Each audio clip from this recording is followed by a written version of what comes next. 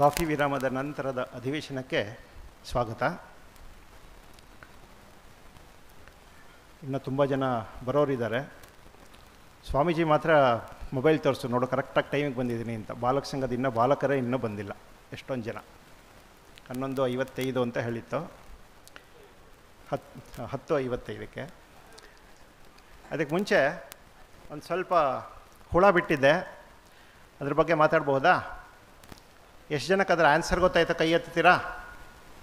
ಎಷ್ಟು ಜನಕ್ಕೆ ಅದು, ಅಥವಾ ಹುಳ ಬಿಟ್ಕೊಳ್ಳೇ ಇಲ್ವೋ? ಸರಿ, ಗೊತ್ತೇ ಇಲ್ಲ. ಪಜಲ್ ಈ ಥರ ಇತ್ತು. Starry goat ate a corn to become powerful. Starry goat ate a corn to become powerful. ಇದು ಬೆಂಗಳೂರಿನ ಒಂದು ಜಾಗ, ಒಂದು ಇನ್ಸ್ಟಿಟ್ಯೂಷನ್ ಅಂತ ಹೇಳಿದ್ದೆ. ಇದು ಯಾಕೆ ಹೇಳಿದೆ ಅಂತಂದರೆ, ಬಾಲಕ ಸಂಘದಲ್ಲಿ ಬಹಳ ಹಿಂದೆ ಟ್ರೆಷರ್ ಹಂಟ್ ಅಂತ ಮಾಡ್ತಾಯಿದ್ವಿ. ಟ್ರೆಷರ್ ಹಂಟ್ ಗೊತ್ತಲ್ವಾ? ಒಂದು ಕ್ಲೂ ಕೊಡ್ತಾರೆ, ಅದನ್ನು ಸಾಲ್ವ್ ಮಾಡಬೇಕು. ಆ ಪ್ಲೇಸ್ಗೆ ಹೋದರೆ ಇನ್ನೊಂದು ಕ್ಲೂ ಕೊಡ್ತಾರೆ. ಯಾರು ಎಲ್ಲ ಪ್ಲೇಸನ್ನು ಕವರ್ ಮಾಡಿ ಪಜಲ್ ಸಾಲ್ವ್ ಮಾಡಿ ಆ ಪ್ಲೇಸ್ಗೆ ಹೋಗಿ ವಾಪಸ್ ಮೊದಲಿನ ಪ್ಲೇಸಿಗೆ ಬರ್ತಾರೋ ಅವರು ವಿನ್ನರ್ ಅಂತ. ಟ್ರೆಷರ್ ಹಂಟ್ ಅಂತ ಇದು ತುಂಬ ಕಡೆ ನಡೀತಾ ಇರೋದು ಬೆಂಗಳೂರಲ್ಲಿ. ಬಾಲಕ ಸಂಘದಲ್ಲೂ ಅದೊಂದು ಎಕ್ಸ್ಪೆರಿಮೆಂಟ್ ಮಾಡಿದ್ವಿ. ಅದರದ್ದು ಒಂದು ಕ್ಲೂ ಇದು. ಕೆಲವು ಪದಗಳಿದರಲ್ಲಿ. Starry goat ate a corn. Starry goat, star ತೊಗೋಬೋದಲ್ವ? ಅದರಲ್ಲಿ ಸ್ಟಾರ್ಸ್ ಗೊತ್ತಲ್ವ ನಮಗೆ?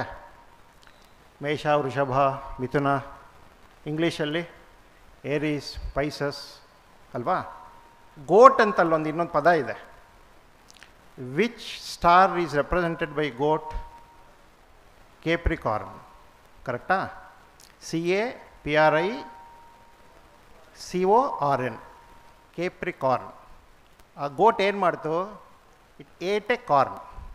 ACORN. It ate a corn. ಕೇಪ್ರಿಕಾರ್ನಲ್ಲಿ ಎ ಕಾರ್ನ್ ತೆಗೆದ್ರೆ ಏನಾಗುತ್ತೆ? CPRI, central power research institute. ಇದು ಉತ್ತರ. ಅದಕ್ಕೆ ಕಾರ್ಯಕ್ರಮನ ಪ್ರಾರಂಭ ಮಾಡೋಣ. ಮೊದಲನೆಯದಾಗಿ ಪರಮ ಪೂಜ್ಯ ಶ್ರೀಮತ್ ಸ್ವಾಮಿ ಯುಕ್ತೇಶಾನಂದಜಿ ಮಹಾರಾಜ್ ಅವರು ಶ್ರೀಮಾತೆ ಅರ್ಥಪೂರ್ಣ ಬದುಕಿಗೆ ದಾರಿದೀಪ ಈ ವಿಷಯದ ಕುರಿತು ಮಾತನಾಡ್ತಾರೆ. ಪೂಜ್ಯ ಸ್ವಾಮೀಜಿಯವರು ಕರೆಸ್ಪಾಂಡೆಂಟ್ ರಾಮಕೃಷ್ಣ ವಿದ್ಯಾಶಾಲಾ ಮೈಸೂರು, ಅಲ್ಲಿಂದ ಇವತ್ತಿನ ಈ ಕಾರ್ಯಕ್ರಮಕ್ಕೆ ಬಂದಿದ್ದಾರೆ. ಮತ್ತೊಮ್ಮೆ ನಿಮ್ಮೆಲ್ಲರ ಪರವಾಗಿ ಅವರಿಗೆ ಈ ಕಾರ್ಯಕ್ರಮಕ್ಕೆ ಸ್ವಾಗತವನ್ನು ಕೋರ್ತಾ ಇವತ್ತಿನ ಈ ವಿಷಯದ ಬಗ್ಗೆ ನಮಗೆ ತಿಳಿಸಬೇಕು ಅಂತ ಪ್ರಾರ್ಥಿಸ್ಕೊಳ್ತೇನೆ.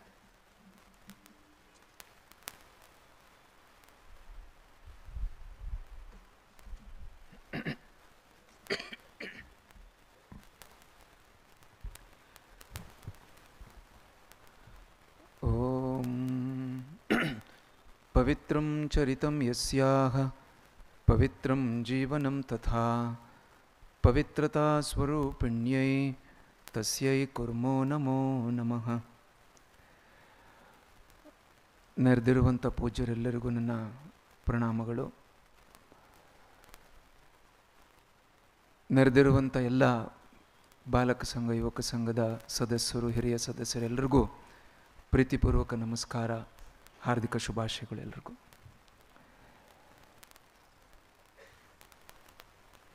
ಕಾರ್ಯಕ್ರಮದಲ್ಲಿ ಒಂದು ಪುಟ್ಟ ಉಪನ್ಯಾಸವನ್ನು ಕೊಡಬೇಕು ಅಂತ ಶ್ರೀ ಮುನ್ನ ಅವರು ಹೇಳಿದಾಗ ವಿಷಯ ಕೇಳಿದ್ರು. ಸ್ವಾಮೀಜಿ ವಿಷಯ ಕೊಟ್ಬಿಡಿ ಅಂತ ಮೆಸೇಜು ಕಳಿಸಿ 2-3 ಸರಿ ಕಳಿಸಿದ್ರು. ನಾನು ಪ್ರಯತ್ನ ಮಾಡ್ತೀನಿ ಮುನ್ನ ವಿಷಯ ಕೊಡೋಕ್ಕೆ ಅಂತ. 1.5 ದಿನ ಆದರೂ ವಿಷಯ ಕೊಡಲು ಮತ್ತೆ ಕಳಿಸಿದ್ರು, ಸಬ್ಜೆಕ್ಟ್ ಕ್ವಶನ್ ಮಾರ್ಕ್ ಅಂತ. ಆಮೇಲೆ ಆಲೋಚನೆ ಮಾಡಿದೆ, ಸ್ವಾಮಿ ಬೋಧಮಯಂಜೋರು ಈ ವಿಷಯದಲ್ಲಿ ಮಾತಾಡ್ತಿದ್ದಾರೆ, ಸ್ವಾಮಿ ಮಂಗಳನಾಥಾನಂಜೋರು ಈ ವಿಷಯದಲ್ಲಿ ಮಾತಾಡ್ತಿದ್ದಾರೆ. ಮುನ್ನ ನನಗನ್ನಿಸ್ತಾ ಇದೆ ನೀವು ಸರಿನಾ ಹೇಳಿ. ಬೆಂಗಳೂರಿನ ವಿಶೇಷತೆ ಅಂದರೆ ಶ್ರೀಮಾತೆಯವರು ಪಾದಾರ್ಪಣೆ ಮಾಡಿದ್ದು, ಅದರಿಂದ ಅವ್ರನ್ನೇ ಕುರಿತಾಗಿ ಮಾಡಿದ್ರೆ ಸರಿ ಹೋಗ್ಬೋದಾ ಈ ಥರ ವಿಷಯ ಅಂತ ಅಂದ್ಕೊಂಡಿದ್ದೀನಿ. ಶ್ರೀಮಾತೆ ಅರ್ಥಪೂರ್ಣ ಬದುಕಿಗೆ ದಾರಿದೀಪ ಆಗ್ಬೋದು ಮಹಾರಾಜ್ ಅಂತಂದರು. ಅದನ್ನೇ ವಿಷಯವಾಗಿ ಇವತ್ತು ಕೊಟ್ಟಿದ್ದಾರೆ. ಪ್ರೀತಿಯ ಬಂಧುಗಳೇ, ನಾವು ಶ್ರೀಮಾತೆಯವರನ್ನು ನಮ್ಮ ಬದುಕಿಗೆ ದಾರಿದೀಪ ಅಂತ ಕರ್ಕೊಂಡ್ರೆ ಯಾಕೆ ನಮಗೆ ದಾರಿದೀಪ ಬೇಕು ಅಂತ ಯಾಕೆ ದಾರಿದೀಪ ಬೇಕು ಅಂದರೆ ದಾರಿ ಕಾಣದಾಗಿದೆ, ಅದಕ್ಕೆ ದಾರಿದೀಪ ಬೇಕು ಅಂತ. ಯಾವ ದಾರಿ? ಬದುಕಿನ ದಾರಿ ಕಾಣದಾಗಿದೆ, ಅದಕ್ಕೋಸ್ಕರ ದಾರಿದೀಪ ಬೇಕು ಅಂತ. ದಾರಿ ಕಾಣದಾಗಿದೆ ಅಂದರೆ ನಾವು ಕಣ್ಣು ಬಿಟ್ಟಿದ್ದೀವಲ್ಲ, ಕಣ್ಣು ಬಿಟ್ಟಿದ್ದೀವಿ ಆದರೆ ಬುದ್ಧಿ ಮಲ್ಕೊಂಡಿದೆಯಲ್ಲ, ಅಥವಾ ವಿವೇಕ ಮಲ್ಕೊಂಡಿದೆಯಲ್ಲ ಅಂತ ಮುಖ್ಯವಾಗಿ. ಆದ್ದರಿಂದ ಆ ವಿವೇಕದ ಬೆಳಕಿನಲ್ಲಿ ನಮ್ಮ ಬದುಕಿಗೆ ದಾರಿ ತೋರಿಸೋರು ಅಂತ ಬೇಕಾಗಿದೆ ಅಂತ. ಶ್ರೀಮಾತೆಯವರ ಜೀವನ ಅಂದರೆ ಅದೊಂದು ಪರಿಪೂರ್ಣ ಜೀವನ, ಪರ್ಫೆಕ್ಟ್ ಇನ್ ಆಲ್ ರೆಸ್ಪೆಕ್ಟ್ಸ್. ಅವರ ಜೀವನವನ್ನು ಅಧ್ಯಯನ ಮಾಡಿ ಬಹಳ ಸೂಕ್ಷ್ಮವಾದದ್ದು, ಮೇಲ್ನೋಟಕ್ಕೆ ಹೆಚ್ಚು ನಮಗೆ ಗೊತ್ತಾಗದೇ ಇರೋವಂಥ ವಿಷಯಗಳು ಎಷ್ಟೊಂದಿದೆ ಅದರಲ್ಲಿ. ಅವರ ಜೀವನದ ಪ್ರತಿಯೊಂದು ನಡತೆಯೂ ಕೂಡ ನಮಗದೊಂದು ಪಾಠ, ಅದೊಂದು ದಾರಿದೀಪ. ಅದನ್ನು ಬಹಳ ಎಚ್ಚರಿಕೆಯಿಂದ ನಾವು ಅದನ್ನು ಅಧ್ಯಯನ ಮಾಡಿ ಭಾವಿಸಿ ತಿಳ್ಕೊಂಡು ನಮ್ಮ ಜೀವನಕ್ಕೆ ತಂದ್ಕೊಳ್ಬೇಕಾಗಿರೋವಂಥದ್ದು. ನಾವು ಕಾಣ್ತಾ ಇದೆಯಲ್ಲ, ನಮಗೆಲ್ಲ ಗೊತ್ತಿದೆಯಲ್ಲ, ನಮಗೂ ಬುದ್ಧಿ ಇದೆಯಲ್ಲ ಅಂತಂದರೆ, ಪರಮ ಪೂಜ್ಯ ಸ್ವಾಮಿ ಯತೀಶ್ವರಜಿ ಮಹಾರಾಜ್ ಅವರು ನಿಮ್ಮೆಲ್ರಿಗೂ ಗೊತ್ತಿರೋ ಹಾಗೆ ಅವರು ಯುರೋಪ್ ಅಮೇರಿಕದಲ್ಲಿದ್ದು ಆಮೇಲೆ ನೇರ ಇಲ್ಲಿ ಬೆಂಗಳೂರಿಗೆ ಬಂದು ಬೆಂಗಳೂರು ಮಠದ ಅಧ್ಯಕ್ಷರಾಗಿದ್ದರು. ಇಲ್ಲಿ ಬಂದು ಭಾರತದ ಜನರನ್ನು ನೋಡಿದಾಗ ಅಲ್ಲಿ ಆ ಯುರೋಪ್ ಅಮೇರಿಕ ದೇಶದ ಜನರಿಗೆ ಹೋಲಿಸಿದಾಗ ಅವರೊಂದು ಮಾತನ್ನು ಹೇಳ್ತಾರೆ, ಮೆಡಿಟೇಷನ್ ಆ್ಯಂಡ್ ಸ್ಪಿರಿಚುವಲ್ ಲೈಫಲ್ಲಿ ಬರೆದಿದ್ದಾರೆ ಅದನ್ನು. We only exist here, they actually live there ಅಂತ ಹೇಳಿದ್ರು. ನಮ್ಮ ಒಂದು ಉತ್ಸಾಹರಹಿತ ಜೀವನ, ಈ ಥರದ್ದೊಂದು ಜೀವನವನ್ನು ನೋಡ್ಬಿಟ್ಟು ಸ್ವಲ್ಪ ಬೇಸತ್ತು ಅವ್ರು ಹೇಳಿದ್ರು. ಯುರೋಪ್ ಅಮೇರಿಕದಲ್ಲಿ ಜನರು ನಿಜವಾಗಲೂ ಬದುಕ್ತಾ ಇದ್ದಾರೆ, ನಾವು ಸುಮ್ಮನೆ ಇದೀವಿ ಅಷ್ಟೇ. We only exist, they actually live ಅಂತ ಬರೆದಿದ್ದಾರೆ ಅವರು. ಇದನ್ನು ನೋಡಿದಾಗ ಶ್ರೀಮಾತೆಯವ್ರ ಜೀವನ ಖಂಡಿತವಾಗ್ಲೂ ನಮಗೆ ಒಳ್ಳೆ ದಾರಿದೀಪ ಆಗಬಹುದು ನಮ್ಮ ಬದುಕಿಗೆ ಅಂತ ಅನಿಸ್ತು. ನಮ್ಮಲ್ಲಿ ಬುದ್ಧಿ ಇದೆ, ಬುದ್ಧಿಯಲ್ಲಿ ಸೂಕ್ಷ್ಮತೆಯ ಕೊರತೆ ಇದೆ. ನಮಗೆ ಬುದ್ಧಿ ಇದೆ, ಬೇಕಾದಷ್ಟು ನಾವು ಮಾಡಿದ್ದೀವಿ. ಸ್ವಾಮಿ ಬೋಧಮಾಯಂಜಿಯವರು ಹೇಳ್ತಿದ್ರಲ್ಲ ಬೆಳಿಗ್ಗೆ, ವಿಜ್ಞಾನ, ತಂತ್ರಜ್ಞಾನ ಇತ್ಯಾದಿ ಎಷ್ಟೆಲ್ಲ ಮಾಡಿದ್ದೀವಿ. ಅದೆಲ್ಲ ಮಾಡುವಂಥ ಬುದ್ಧಿ ಇದೆ. ಬುದ್ಧಿಯಲ್ಲಿ ಸೂಕ್ಷ್ಮತೆಯ ಕೊರತೆ ಇದೆ, ನಮ್ಮಲ್ಲಿ ತೀಕ್ಷ್ಣತೆಯ ಕೊರತೆ ಕೂಡ ಇದೆ.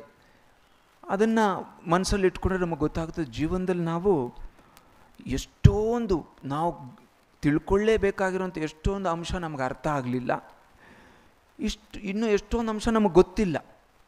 ಆದ್ದರಿಂದ ಅಂಥದ್ದನ್ನು ಅರ್ಥ ಮಾಡಿಕೊಂಡು ನಮ್ಮ ಜೀವನವನ್ನು ಬದುಕನ್ನು ರೂಪಿಸ್ಕೊಳ್ಬೇಕಾದ್ರೆ ಶ್ರೀಮಾತೆಯವರಂಥ ಒಬ್ಬ ಒಂದು ದೊಡ್ಡ ವ್ಯಕ್ತಿತ್ವದ ಪರಿಚಯ ನಮಗಾಗಬೇಕು. ಅದು ಹೇಗೆ ಮೈಗೂಡಿಸ್ಕೊಳ್ಬೇಕು ಅಂದರೆ, ಈ ಥರ ಮಹಾಪುರುಷರ ಜೀವನದಿಂದ ನಾವು ಬೆಳಕನ್ನು ಕಂಡುಕೊಳ್ಬೇಕು, ಅಧ್ಯಯನದಿಂದ ನಾವು ಬೆಳಕನ್ನು ಕಂಡುಕೊಳ್ಬೇಕು, ಇನ್ನು ಸತ್ಸಂಗದಲ್ಲಿ ಇದ್ಕೊಂಡು ನಾವು ಬೆಳಕನ್ನು ಕಂಡುಕೊಳ್ಬೇಕು. ಇದನ್ನೆಲ್ಲ ಸಾಧನೆಯಾಗಿ ನಾವು ಮಾಡಿಕೊಂಡಾಗ ಮಾತ್ರ ಆ ಬದುಕಿಗೆ ದಾರಿದೀಪ ಹಾಕೋದಕ್ಕೆ ಸಾಧ್ಯ. ಶ್ರೀಮಾತೆಯವರು ಅಂಥ ಒಂದು ವ್ಯಕ್ತಿತ್ವ, ಒಂದು ಪರಿಪೂರ್ಣ ವ್ಯಕ್ತಿತ್ವ ಅಂತ. ಅದನ್ನು ಅವ್ರ ವ್ಯಕ್ತಿತ್ವವನ್ನು ವರ್ಣನೆ ಮಾಡಿ ಮುಗಿಸೋದಕ್ಕೆ ಸಾಧ್ಯ ಇಲ್ಲ. ಎಷ್ಟೆಷ್ಟು ನಾವು ಅದನ್ನು ಭಾವಿಸಿ ನಮ್ಮ ವ್ಯಕ್ತಿತ್ವದೊಳಗೆ ತೊಗೊಳ್ತೀವೋ ಅಷ್ಟಷ್ಟು ನಮಗೆ ಲಾಭ. ಹೆಚ್ಚು ವಿವರಿಸೋದಕ್ಕೂ ಆಗೋದಿಲ್ಲ, ಏಕೆಂದರೆ ಆ ವಿವರಣೆ ಎಲ್ಲವನ್ನ ಮೀರಿದ್ದು. ಪರಮಾತ್ಮ ಹೇಗೆ ಎಲ್ಲ ವಿವರಣೆಯನ್ನು ಮೀರಿದವನೋ ಅದೇ ರೀತಿ ಶ್ರೀಮಾತೆಯವರ ವ್ಯಕ್ತಿತ್ವ ಅಂತ ಹೇಳುವಂಥದ್ದು ಎಲ್ಲ ಶಬ್ದಗಳನ್ನು ವರ್ಣನೆಯನ್ನು ಮೀರಿದ್ದು. ಆದರೂ ಶಬ್ದದಲ್ಲಿ ಹೇಳುವಂಥ ಪ್ರಯತ್ನವನ್ನು ನಾವು ಮಾಡಬೇಕು ಅಂತ. ಶ್ರೀಮಾತೆಯವರು ನಮಗೆ ಆ ರೀತಿಯಾಗಿ ದಾರಿಯನ್ನು ತೋರಿಸಿದ್ದಾರೆ. ನೋಡೋಣ, ಅದಕ್ಕೆ ಕೆಲವು ಉದಾಹರಣೆಗಳನ್ನು, ನಡೆದಂಥ ಘಟನೆಗಳನ್ನು ನಿಮ್ಮ ಮುಂದೆ ಇಡುವಂಥ ಪ್ರಯತ್ನವನ್ನು ಮಾಡ್ತೀನಿ. ಅವರ ಹೆಜ್ಜೆಯಲ್ಲಿ ಹೆಜ್ಜೆ ಇಟ್ಟು ನಾವು ನಡೆಯುವಂಥ ಪ್ರಯತ್ನವನ್ನು ಅನುಸರಿಸ್ಬೇಕು. ಅವ್ರನ್ನ ಯಾವ ರೀತಿ ನಡ್ಕೊಂಡ್ರು, ಇಂಥ ಸಂದರ್ಭದಲ್ಲಿ ಯಾವ ರೀತಿ ನಡ್ಕೊಂಡ್ರು, ನಾವೇನು ಪಾಠ ಕಲಿಬೋದು, ಆ ರೀತಿ ಅನುಸರಿಸ್ತಾ ಹೊರಟ್ರೆ ನಾವು ಪ್ರಾರಂಭ ಮಾಡಿದ್ರೆ ಸಾಕು ಎಷ್ಟು ಕಷ್ಟ ಇದೆ ಅಂತ ಗೊತ್ತಾಗ್ತದೆ. ಅವರು ನಡೆದಂತೆ ನಡೆಯೋದು ಎಷ್ಟು ಕಷ್ಟ ಇದೆ ಅಂತ ಗೊತ್ತಾಗುತ್ತೆ. ಆದರೆ ಒಂದು ನಮಗೆ ಸಮಾಧಾನಕರವಾದದ್ದು ಏನು ಅಂದರೆ, ಶ್ರೀಮಾತೆಯವರ ಅಪಾರ ಕೃಪೆ ನಮ್ಮನ್ನು ಮುಂದೆ ನಡೆಸ್ತದೆ. ಅವರ ಅಪಾರ ಕೃಪೆ ನಮ್ಮನ್ನು ಮುಂದೆ ನಡೆಸ್ತದೆ ಅಂತ ನಾವೊಂದು ಶ್ರದ್ಧೆಯನ್ನು ಇಟ್ಕೋದು, ವಿಶ್ವಾಸ ಇಟ್ಕೊಳ್ಬೋದು. ನಮಗೆ ದಾರಿ ತೋರಿಸುವಂಥವ್ರು, ಹೇಳೋರು ಕೇಳೋರು ಒಬ್ಬ ತಾಯಿ ಇದ್ದಾರೆ ಎನ್ನುವಂಥ ಭರವಸೆಯನ್ನು ನಾವು ಇಟ್ಕೊಳ್ಬೋದು. ಸಾಮಾನ್ಯ ತಾಯಿ ಅಲ್ಲ, ಎಲ್ಲರ ತಾಯಿ ಕೂಡ ಶ್ರೇಷ್ಠ. ಶ್ರೀಮಾತೆ ಆ ರೀತಿಯಾದಂಥ ತಾಯಿಯಲ್ಲ, ಅವರು ದಿವ್ಯ ಮಾತೆ, ಜಗನ್ಮಾತೆ ಅನ್ನೋದನ್ನು ನಾವು ಮರಿಬಾರ್ದು. ಆ ರೀತಿಯಾಗಿ ದಾರಿ ತೋರಿಸೋದಕ್ಕೆ ಶ್ರೀಮಾತೆಯವರಿದ್ದಾರೆ. ಅವರು ಕೃಪೆ ಮಾಡ್ತಾರೆ. ಪರಮಪೂಜ್ಯ ಸ್ವಾಮಿ ರಂಗನಾಥಾನಜಿ ಮಹಾರಾಜವರೊಂದು ಶಬ್ದವನ್ನು ಉಪಯೋಗಿಸ್ತಾರೆ ಯಾವಾಗಲೂ. ಕೃಪೆ ಇದೆ, ಭಗವಂತನ ಕೃಪೆ ಇದೆ, ಮಹಾಪುರುಷರ ಕೃಪೆ ಇದೆ, ತಂದೆ ತಾಯಿಯ ಕೃಪೆ ಇದೆ, ಎಲ್ಲರ ಆಶೀರ್ವಾದ ಕೃಪೆ ಇದೆ. But are we grace worthy? ಆ ಕೃಪೆಯನ್ನು ಹಿಡಿದಿಟ್ಕೊಳ್ಳುವಂಥ ಯೋಗ್ಯತೆ ನಮ್ಮಲ್ಲಿ ಇದೆಯಾ ಅಂತ. ಶ್ರೀಮಾತೆಯವ್ರನ್ನ ಯಾರೋ ಒಬ್ಬ ಭಕ್ತ ಕೇಳ್ತಾರಂತೆ, ತಾಯಿ ನೀವು ಕೃಪೆ ಮಾಡಬೇಕು ಅಂತ. ಶ್ರೀಮಾತೆಯವರು ಬಹುಶಃ ಆ ವ್ಯಕ್ತಿಯಲ್ಲಿರುವಂಥ ನ್ಯೂನತೆ ಇತಿಮಿತಿಯನ್ನು ಕಂಡುಕೊಂಡಿದ್ರೇನೋ ಶ್ರೀಮಾತೆಯವರು ಹೇಳ್ತಾರೆ, ನಾನು ನನ್ನ ಕೃಪೆಯನ್ನು ಕಳಿಸ್ತಾ ಇದ್ದೀನಿ, ಆದರೆ ನೀನು ಅದನ್ನು ಸ್ವೀಕರಿಸ್ತಾ ಇಲ್ಲ, ಆದ್ದರಿಂದ ಅದು ತಿರುಗಿ ನನಗೆ ಬರ್ತಾ ಇದೆ. ಯು ಆರ್ ರೆಸಿಸ್ಟಿಂಗ್ ಗ್ರೇಸ್ ಅಂತ ಹೇಳಿಬಿಟ್ರಂತೆ. You are resisting my grace ಅಂದರೆ ಏನಾಯಿತು? ನಮ್ಮ ಮನಸ್ಸನ್ನು ನಾವು ಸರಿಯಾಗಿ ಇನ್ನೂ ತಯಾರು ಮಾಡಿಕೊಂಡಿಲ್ಲ. ಆ ರೀತಿಯಾಗಿ ತಯಾರು ಮಾಡಿಕೊಂಡು ಆ ಯೋಗ್ಯತೆಯನ್ನು ಗಳಿಸ್ಕೊಂಡ್ರೆ ಸಾಧ್ಯವಾಗ್ತದೆ. ಆ ಮನಸ್ಸನ್ನು ಹಾಗೆ ಬಿಟ್ಬಿಟ್ರೆ ಅದು ತಯಾರಾಗಲ್ಲ. ನಾವು ಅದಕ್ಕೆ ಪ್ರಯತ್ನಪೂರ್ವಕವಾಗಿ ಮಾಡಬೇಕಾಗತ್ತೆ, ಉದ್ದೇಶಪೂರ್ವಕವಾಗಿ ಮಾಡಬೇಕಾಗತ್ತೆ ಅನ್ನೋದನ್ನು ಕೂಡ ನಾವು ಅರ್ಥ ಮಾಡ್ಕೊಳ್ಬೇಕು ಅಂತ. ಇಷ್ಟೆಲ್ಲ ಹೇಳಿದ್ರೆ ಎಷ್ಟು ಕಷ್ಟ ಇದು ಅಂತ ಗೊತ್ತಾಗ್ತದೆ. ಅವರು ನಡೆದಂತೆ ನಡೆಯೋದು ತುಂಬ ಕಷ್ಟ ಇದೆ. ಇರಲಿ, ಅವ್ರಿಗೆ 100 ಆದರ್ಶವನ್ನು ತೋರಿಸ್ಕೊಟ್ಟಿದ್ದಾರೆ. ನಾವು ಸ್ವಲ್ಪ ಆದರೂ ಮಾಡೋದಕ್ಕೆ ಹೊರಟಾಗ ನಮ್ಮ ಬದುಕಿಗೆ ಅರ್ಥ ಬರೋದಕ್ಕೆ ಪ್ರಾರಂಭ ಆಗುತ್ತೆ. ಆದರೂ ಕೂಡ ಅಷ್ಟು ಮಾಡಬೇಕಾದ್ರೂ ಕಷ್ಟ ಇದೆ.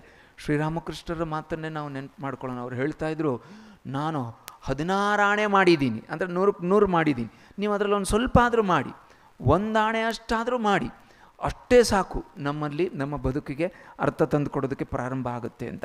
ಕಷ್ಟ ಇದೆ ಅಂತ ಹೇಳಿದೆ, ಆದರೂ ಕೂಡ ನಾವು ಸ್ವಲ್ಪ ಛಲದಿಂದ ಅಭ್ಯಾಸ ಮಾಡ್ತಾ ಹೋಗಬೇಕಾಗ್ತದೆ.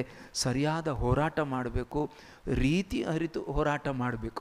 ಹೇಗೇಗೋ ಮಾಡಿದ್ರೆ ಅದು ಹೋರಾಟ ಆಗಲ್ಲ. ಅದಕ್ಕೆ ಆ ಅರ್ಥಪೂರ್ಣ ಬದುಕು ನಮಗೆ ಬೇಕಾದರೆ ಈ ರೀತಿಯಾದಂಥ ಹೋರಾಟವನ್ನು ನಾವು ಮಾಡಲೇಬೇಕು. ಇಲ್ಲಿ ಒಂದು ಪ್ರಶ್ನೆ ನಿಮಗೆಲ್ಲ, ಶ್ರೀಮಾತೆಯವರ ಜೀವನವನ್ನು ಸ್ವಲ್ಪ ಆದರೂ ನೀವೆಲ್ಲ ತಿಳ್ಕೊಂಡಿರ್ತೀರಾ, ಅಧ್ಯಯನ ಮಾಡಿರ್ತೀರಾ, ಹೆಚ್ಚೇ ಅಧ್ಯಯನ ಮಾಡಿರೋರು ಇರ್ಬೋದು ಹಿರಿಯರು. ಶ್ರೀಮಾತೆಯವರ ಜೀವನವನ್ನು ನೋಡಿದ್ರೆ ನಮಗಲ್ಲಿ ಹೋರಾಟ ಕಾಣ್ತದ, ಅಥವಾ ನಿಮಗದರಲ್ಲಿ ಹೋರಾಟ ಕಾಣ್ತದ?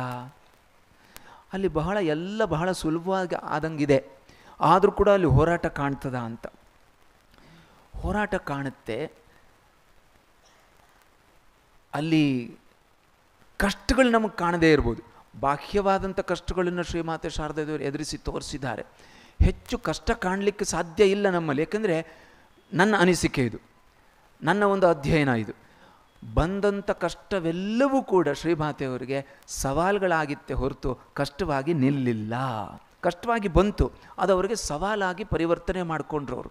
ಯಾವಾಗ ನಾವು ಕಷ್ಟವನ್ನು ಸವಾಲಾಗಿ ಪರಿವರ್ತನೆ ಮಾಡ್ಕೊಳ್ತೀವೋ ಖಂಡಿತವಾಗಲೂ ಅದನ್ನು ದಾಟುವಂಥ ಪ್ರಯತ್ನ ಮಾಡ್ತೀವಿ. ಶ್ರೀಮಾತೆಯವರ ಜೀವನದಲ್ಲಿ ಅವೆಲ್ಲವೂ ಕೂಡ ಬಹಳ ಸರಾಗವಾಗಿ ಆಗೋಯ್ತೇನೋ ಅಂತ ಅನಿಸ್ಬಿಡುತ್ತೆ. ಆದರೆ ನಿಜವಾಗ್ಲೂ ಸರಾಗವಾಗಿ ಆಗಲಿಲ್ಲ ಅದು. ಅವರು ಅದನ್ನು ಬಹಳ ಸಹಜವಾಗಿ ಸರಾಗವಾಗಿ ಮಾಡ್ಕೊಂಬಿಟ್ರು ಶ್ರೀಮಾತೆಯವರು ಅಂತ. ಅವರು ಕಷ್ಟಗಳನ್ನು ಬೇರೊಂದು ದೃಷ್ಟಿಯಿಂದ ನೋಡಿದ್ರು. ಬೇರೊಂದು ದೃಷ್ಟಿ ಅಂದರೆ ಏನು? ಉನ್ನತ ದೃಷ್ಟಿಯಿಂದ ನೋಡಿದ್ರು. ಆಗ ಕಷ್ಟಗಳು ಸವಾಲಾಗಿ ಬಂದು ಆ ಸವಾಲುಗಳನ್ನು ಬಹಳ ಬೇಗ, ಸವಾಲಿಗಿಂತ ದೊಡ್ಡದಾಗಿ ಅವರು ಬೆಳೆದು ಸವಾಲುಗಳೇ ಅಲ್ಲ ಎನ್ನುವಂಥ ಸ್ಥಿತಿಯನ್ನು ಶ್ರೀಮಾತೆಯವರು ಬಹಳ ಬೇಗ ತಲುಪಿಬಿಡ್ತಾರೆ. ಆದ್ದರಿಂದ ಅವರ ಹೋರಾಟ ನಮಗೆ ಹೆಚ್ಚು ಕಾಣಿಸೋದಿಲ್ಲ. ಅವ್ರಿಗೆ ನಮಗೆ ಕಾಣಿಸೋದೆಲ್ಲ ಏನು? ಅವರ ಪರಿಪೂರ್ಣ ವ್ಯಕ್ತಿತ್ವ ಮಾತ್ರ. ಸ್ವಲ್ಪ ನಿಂತು ಭಾವಿಸಿ ನೋಡಿದಾಗ ಆ ಕಷ್ಟಗಳ ಹಿಂದೆ ಸವಾಲು, ಆ ಸವಾಲನ್ನು ಮೀರಿ ಹೋಗುವಂಥ ಅವರ ಅಪಾರವಾದಂಥ ಅಂತಃಶಕ್ತಿ, ಇಚ್ಛಾಶಕ್ತಿ ನಮಗೆ ಕಾಣಿಸ್ತದೆ ಅಂತ. ಈ ಬಹುಶಃ ಮೆಡಿಟೇಷನ್ ಆ್ಯಂಡ್ ಸ್ಪಿರಿಚುವಲ್ ಲೈಫಲ್ಲಿ ಸ್ವಾಮಿ ಯತೀಶ್ವರಾನಂದಜಿ ಮಹಾರಾಜ್ ಅವರು ಹೇಳೋದು, ಆಧ್ಯಾತ್ಮಿಕ ಪ್ರಾಮಾಣಿಕವಾದಂಥ ಆಧ್ಯಾತ್ಮಿಕ ಸಾಧಕನ ಅಂತರಂಗ ಹೇಗಿರುತ್ತೆ ಅಂತ ಹೇಳಿದ್ರೆ, ಈ ಕಮ್ಮಾರನ ಕುಲುಮೆ ಇದ್ದ ಹಾಗೆ. ಇಂಗ್ಲೀಷ್ನಲ್ಲಿ ಹೇಳಬೇಕಾದ್ರೆ ಬ್ಲಾಸ್ಟ್ ಫರ್ನ್ಯಾಸ್ ಅಂತ ಹೇಳುತ್ತಾರೆ. ಕೆಮಿಸ್ಟ್ರಿಲಿ ಬರ್ತದೆ ಇದು, ಬ್ಲಾಸ್ಟ್ ಫರ್ನ್ಯಾಸ್ ಅಂತ. ಅದರೊಳಗಡೆ ಏನೇನು ಹಾಕಬೇಕೋ ರಾ ಮೆಟೀರಿಯಲ್ಸ್ ಎಲ್ಲ ಹಾಕಿದಾಗ ಶುದ್ಧ ಲೋಹವನ್ನು ಬೇರ್ಪಡಿಸುವಂಥ ಬ್ಲಾಸ್ಟ್ ಫರ್ನ್ಯಾಸ್ನಲ್ಲಿ ಕಲ್ಮಶಗಳು, ಕಸ ಎಲ್ಲ ಬೇರೆ ಆಗಿಬಿಡುತ್ತೆ. ಶುದ್ಧವಾದಂಥ ಲೋಹ, ಪ್ಯೂರ್ ಮೆಟಲ್ ಮಾತ್ರ ಉಳ್ಕೊಳ್ತದಲ್ಲ. ಆ ರೀತಿಯಾದಂಥ ಅಂತರಂಗವನ್ನು ನಾವು ಯಾವುದೇ ಪ್ರಾಮಾಣಿಕ ಸಾಧಕನಲ್ಲಿ ನೋಡ್ತೀವಿ. ಶ್ರೀಮಾತೆಯವರಲ್ಲಿ ಅದು ಪರಿಪೂರ್ಣವಾದಂಥ ಹೋರಾಟ, ಅವರ ಅಂತರಂಗವನ್ನು ಈ ಬ್ಲಾಸ್ಟ್ ಫರ್ನಾಸ್ಗೆ ಅಥವಾ ಕುಲುಮೆಗೆ ಹೋಲಿಸ್ಬೋದು. ಆದರೆ ಬಹಳ ಬೇಗ ಅವರ ಹಂತವನ್ನು ದಾಟಿ ಹೊಟ್ಟೋದ್ರಾದ್ರಿಂದ ನಮಗದು ಹೆಚ್ಚು ಕಾಣಲ್ಲ. ಕಾಣುವಂಥ ಪ್ರಯತ್ನವನ್ನು ನಾವು ಮಾಡಬೇಕು ಅಂತ. ಶ್ರೀಮಾತೆಯವರ ಬಾಹ್ಯ ಜೀವನವನ್ನು ನಾವು ಕಂಡಿದ್ದೀವಿ, ನೀವೆಲ್ಲ ಅಧ್ಯಯನ ಮಾಡಿರ್ತೀರ. ಜಯರಾಮ್ ಬಾಟಿಯಲ್ಲಿದ್ದಾಗ, ದಕ್ಷಿಣೇಶ್ವರದಲ್ಲಿದ್ದಾಗ ಅತ್ಯಂತ ಸಕ್ರಿಯವಾದಂಥ ಬಾಹ್ಯ ಜೀವನ. ನಿಮ್ಮ ಜೀವನ ಕೂಡ ಅತ್ಯಂತ ಸಕ್ರಿಯವಾದದ್ದು. ಒಂದು ವ್ಯತ್ಯಾಸ ಅಂದರೆ ಅವರಲ್ಲಿ ಯಾವತ್ತೂ ಕುಂದದೇ ಇರುವಂಥ ಉತ್ಸಾಹ ಇತ್ತು. ಸೋಮಾರಿತನ ಅನ್ನುವಂಥದ್ದು ನೋಡಲೇ ಇಲ್ಲ ನಾವು. ಬಾಹ್ಯ ಜೀವನದಲ್ಲಿ ಅಷ್ಟು ಸಕ್ರಿಯರಾಗಿದ್ದಾರೆ. ನಾವು ಅಂದ್ಕೊಳ್ಬೋದು ನಾವು ಕೂಡ ಸಕ್ರಿಯವಾಗಿದ್ದೀವಿ ಅಂತ. ಅಲ್ಲಿ ವ್ಯತ್ಯಾಸ ಬರೋದು ಅವರ ಆಂತರಿಕ ಜೀವನ ಕೂಡ ಅಷ್ಟೇ ಸಕ್ರಿಯವಾಗಿತ್ತು. ಆಲೋಚನಾ ಮಟ್ಟದಲ್ಲಿ ಅಷ್ಟು ಸಕ್ರಿಯರು ಅವರು. ಕಾನ್ಸ್ಟೆಂಟ್ ಥಾಟ್, ಪವರ್ಫುಲ್ ಥಾಟ್ ಯಾವಾಗಲೂ ಅವ್ರದ್ದು. ಯಾರೋ ಬೇರೆಯವ್ರನ್ನ ಕೆಳಗೆ ಹಾಕಕ್ಕಲ್ಲ, ತಮ್ಮ ಜೀವನವನ್ನು ಅತ್ಯಂತ ಎತ್ತರಕ್ಕೆ ಏರಿಸೋದಕ್ಕೆ ಅವ್ರು ಯಾವಾಗಲೂ ಸರಿಯಾಗಿ ಆಲೋಚನೆ ಮಾಡ್ತಾರೆ. ಹೇಗೆ ಮಾಡೋದು. ಬರೀ ಆಲೋಚನೆ ಮಾಡಿದ್ದಲ್ಲ, ಆ ಆಲೋಚನೆ ಬಹಳ ಶಕ್ತಿಯುತವಾದಂಥ ಆಲೋಚನೆ ಆಗಿತ್ತು ಅಂತ. ಇಂಗ್ಲೀಷ್ನಲ್ಲಿ ಹೇಳಬೇಕಾದ್ರೆ holy mother lived a full life ಅಂತ. ಸಂಪೂರ್ಣ ಬದುಕನ್ನು ಬದುಕಿದ್ರು ಶ್ರೀಮಾತೆ ಶಾರದಾದೇವಿಯವರಂತೆ. ಅಷ್ಟೇ ಅಲ್ಲ, ಆದರ್ಶ ಜೀವನವನ್ನು ಬದುಕಿದ್ರು ಶ್ರೀಮಾತೆಯವರು ಅಂತ, ಪರಿಪೂರ್ಣ ಜೀವನವನ್ನು ಬದುಕಿದ್ರು ಅಂತ. ನಾವು ಕೂಡ ನಮ್ಮ ಬದುಕನ್ನು ಅಥವಾ ನಮ್ಮ ಜೀವನ ಸಂಪೂರ್ಣ, we should also try to live a full life. ಸಂಪೂರ್ಣ ಜೀವನವನ್ನು ಬದುಕಬೇಕು ನಾವು. ಯಾಕೆ ಅಂತ ಪ್ರಶ್ನೆ ಕೇಳಿದ್ರೆ, because human life is precious. ಬಹಳ ಅಮೂಲ್ಯವಾದಂಥ ಜೀವನ ಮನುಷ್ಯ ಜೀವನ ಅಂತ ಹೇಳುವಂಥದ್ದು. ಆದ್ದರಿಂದ ನಾವು ಬದುಕಿದ್ರೆ ಪರಿಪೂರ್ಣವಾಗಿ ಬದುಕಬೇಕು, ಪೂರ್ಣವಾಗಿ ಬದುಕಬೇಕು ಅನ್ನೋದನ್ನು ಶ್ರೀಮಾತೆಯವರ ಜೀವನ ತೋರಿಸ್ಕೊಡ್ತದೆ ನಮಗೆ. ಶ್ರೀಮಾತೆಯವರ ವ್ಯಕ್ತಿತ್ವ ಹೇಗೆ ಅಂತ ಹೇಳಿದ್ರೆ, ಅವರ ವ್ಯಕ್ತಿತ್ವದ ಯಾವ ಗುಣವನ್ನೋ ಅಥವಾ ವ್ಯಕ್ತಿತ್ವದ ಅಂಗವನ್ನು ತೆಗೆದುಕೊಂಡ್ರೆ ಎಲ್ಲವೂ ಕೂಡ ಪರಿಪೂರ್ಣ. ಪರಿಪೂರ್ಣ ಅಷ್ಟೇ ಅಲ್ಲ, ಅದು ಬಹಳ ಮಾಧುರ್ಯದಿಂದ ಕೂಡಿರುವಂಥದ್ದು. It is perfect, it is sweet and it is dignified ಅಂತ. ಬಹಳ ಘನತೆಯಿಂದ ಇರುವಂಥ ವ್ಯಕ್ತಿತ್ವ. ಹಾಗಂದ್ರೆ ಏನೋ ಒಂದು ಬಿಗುಮಾನ ಇತ್ತು ಅಂತಲ್ಲ, ಎಲ್ಲರೂ ಹೋಗ್ಬೋದು ಅವ್ರ ಹತ್ರ, ಆದರೂ ಕೂಡ ಅಲ್ಲೊಂದು ಗಾಂಭೀರ್ಯ ಇದೆ, ಘನತೆ ಇದೆ ವ್ಯಕ್ತಿತ್ವಕ್ಕೆ. ವ್ಯಕ್ತಿತ್ವದಲ್ಲಿ ಮಾಧುರ್ಯ ಇದೆ, ವ್ಯಕ್ತಿತ್ವದಲ್ಲಿ ಪರಿಪೂರ್ಣತೆ ಇದೆ ಅಂತ. ನಾವು ಮಾಡಬೇಕಾಗಿರೋದಿಷ್ಟೇ, ಶ್ರೀಮಾತೆಯವರ ವ್ಯಕ್ತಿತ್ವವನ್ನು ಗುರುತಿಸಬೇಕು. ಶ್ರೀರಾಮಕೃಷ್ಣರು ಕೊಡುವಂಥ ಉದಾಹರಣೆ, ದೇವರನ್ನ ಕುರಿತಾಗಿ ಶ್ರೀರಾಮಕೃಷ್ಣ ಉದಾಹರಣೆ ಕೊಡ್ತಾರೆ. ಪರಮಾತ್ಮ ಎಷ್ಟು ಪರಿಪೂರ್ಣ ಮಧುರ ಅಂತ ಹೇಳಿದ್ರೆ, ಸಿಹಿ ತಿಂಡಿಯ ಉದಾಹರಣೆಯನ್ನು ಶ್ರೀರಾಮಕೃಷ್ಣರು ಕೊಡ್ತಾರೆ. ಸಿಹಿ ತಿಂಡಿಯನ್ನು ಯಾವ ಕಡೆಯಿಂದ ನಾವು ಕಚ್ಕೊಂಡು ತಿಂದರೂ ಕೂಡ ಸಿಹಿಯಾಗೇ ಇರೋದು. ಮುಂದೆ ಮಾತ್ರ ಸಿಹಿ, ಹಿಂದೆ ಮಾತ್ರ ಸಿಹಿ ಇಲ್ಲ ಅಂತಲ್ಲ. ಅದೇ ರೀತಿಯಾಗಿ ದೇವರನ್ನು ನಾವು ಯಾವ ರೀತಿಯಾಗಿ ನೋಡಿದ್ರೂ ಕೂಡ ಅದು ರಸವೇ ಭಗವಂತ. ರಸೋ ವೈಸಃ ಅಂತ ಉಪನಿಷತ್ತು ಹೇಳೋದು. ಅದೇ ರೀತಿಯಾಗಿ ಶ್ರೀಮಾತೆಯವರ ಜೀವನ ಕೂಡ ಯಾವ ವ್ಯಕ್ತಿತ್ವದ ಯಾವ ಅಂಶವನ್ನು ನೋಡಿದ್ರೂ ಕೂಡ ಅದು ಪರಿಪೂರ್ಣ, ಅದು ಮಧುರವಾಗಿರುವಂಥದ್ದು. ಶ್ರೀರಾಮಕೃಷ್ಣರು ಈ ಮಾತನ್ನು ಹೇಳಿದ್ದಾರೆ, ಶ್ರೀಮಾತೆ ಶಾರದಾದೇವಿಯವರು ಈ ಮಾತನ್ನು ಹೇಳಿದ್ದಾರೆ. ನಮ್ಮ ಜೀವನ ಒಂದು ಮೌಲ್ಡ್, ಅಚ್ಚು ಇದ್ದ ಹಾಗೆ. ನಮ್ಮ ಜೀವನವನ್ನು ನೋಡಿಕೊಂಡು ನಿಮ್ಮ ಜೀವನವನ್ನು ರೂಪಿಸ್ಕೊಳ್ಳಿ ಅಂತ. ಅಂದರೆ ಆ ಅಚ್ಚು ಶ್ರೀಮಾತೆ, ಶ್ರೀರಾಮಕೃಷ್ಣರು, ಸ್ವಾಮಿ ವಿವೇಕಾನಂದರು ಎನ್ನುವಂಥ ಆ ವ್ಯಕ್ತಿತ್ವದ ಪರಿಪೂರ್ಣವಾದಂಥ ಪರ್ಫೆಕ್ಟ್ ಮೌಲ್ಡ್ ತಯಾರಾಗಿದೆ ನಮಗೆ. ನಾವೇನು ಮಾಡಬೇಕಾಗಿರೋದು, ನಮ್ಮನ್ನು ಆ ಅಚ್ಚಿಗೆ ಹುಯ್ಕೊಳ್ಬೇಕು. ನಾವು ಅಚ್ಚಿಗೆ ಹುಯ್ಕೊಳ್ಬೇಕಾದ್ರೆ ಏನು ಮಾಡ್ಬೇಕು ಹೇಳಿ? ಮೊದಲು ಕರಗಿಸ್ಬೇಕಲ್ವಾ? ಸಕ್ಕರೆನ ಅಚ್ಚು ಮಾಡಬೇಕಾ? ಸಕ್ಕರೆ ಕರಗಿಸ್ಬೇಕು. ಲೋಹವನ್ನು ಅಚ್ಚನ್ನಾಗಿ ಮಾಡಬೇಕಾ? ಲೋಹ ಕರಗಿಸ್ಬೇಕು. ನಮ್ಮನ್ನು ಅಚ್ಚನ್ನಾಗಿ ಅವರ ಅಚ್ಚಿನಲ್ಲಿ ನಾವು ತಯಾರು ಮಾಡ್ಕೊಳ್ಬೇಕಾ? ನಮ್ಮನ್ನು ನಾವು ಕರಗಿಸ್ಬೇಕು ಅಂತ. ನಮ್ಮನ್ನು ನಾವು ಕರಗಿಸ್ಬೇಕು ಅಂದ್ರೇನು? ನಾವು ಅವ್ರನ್ನ ನೋಡಿ ಕಲಿಬೇಕು.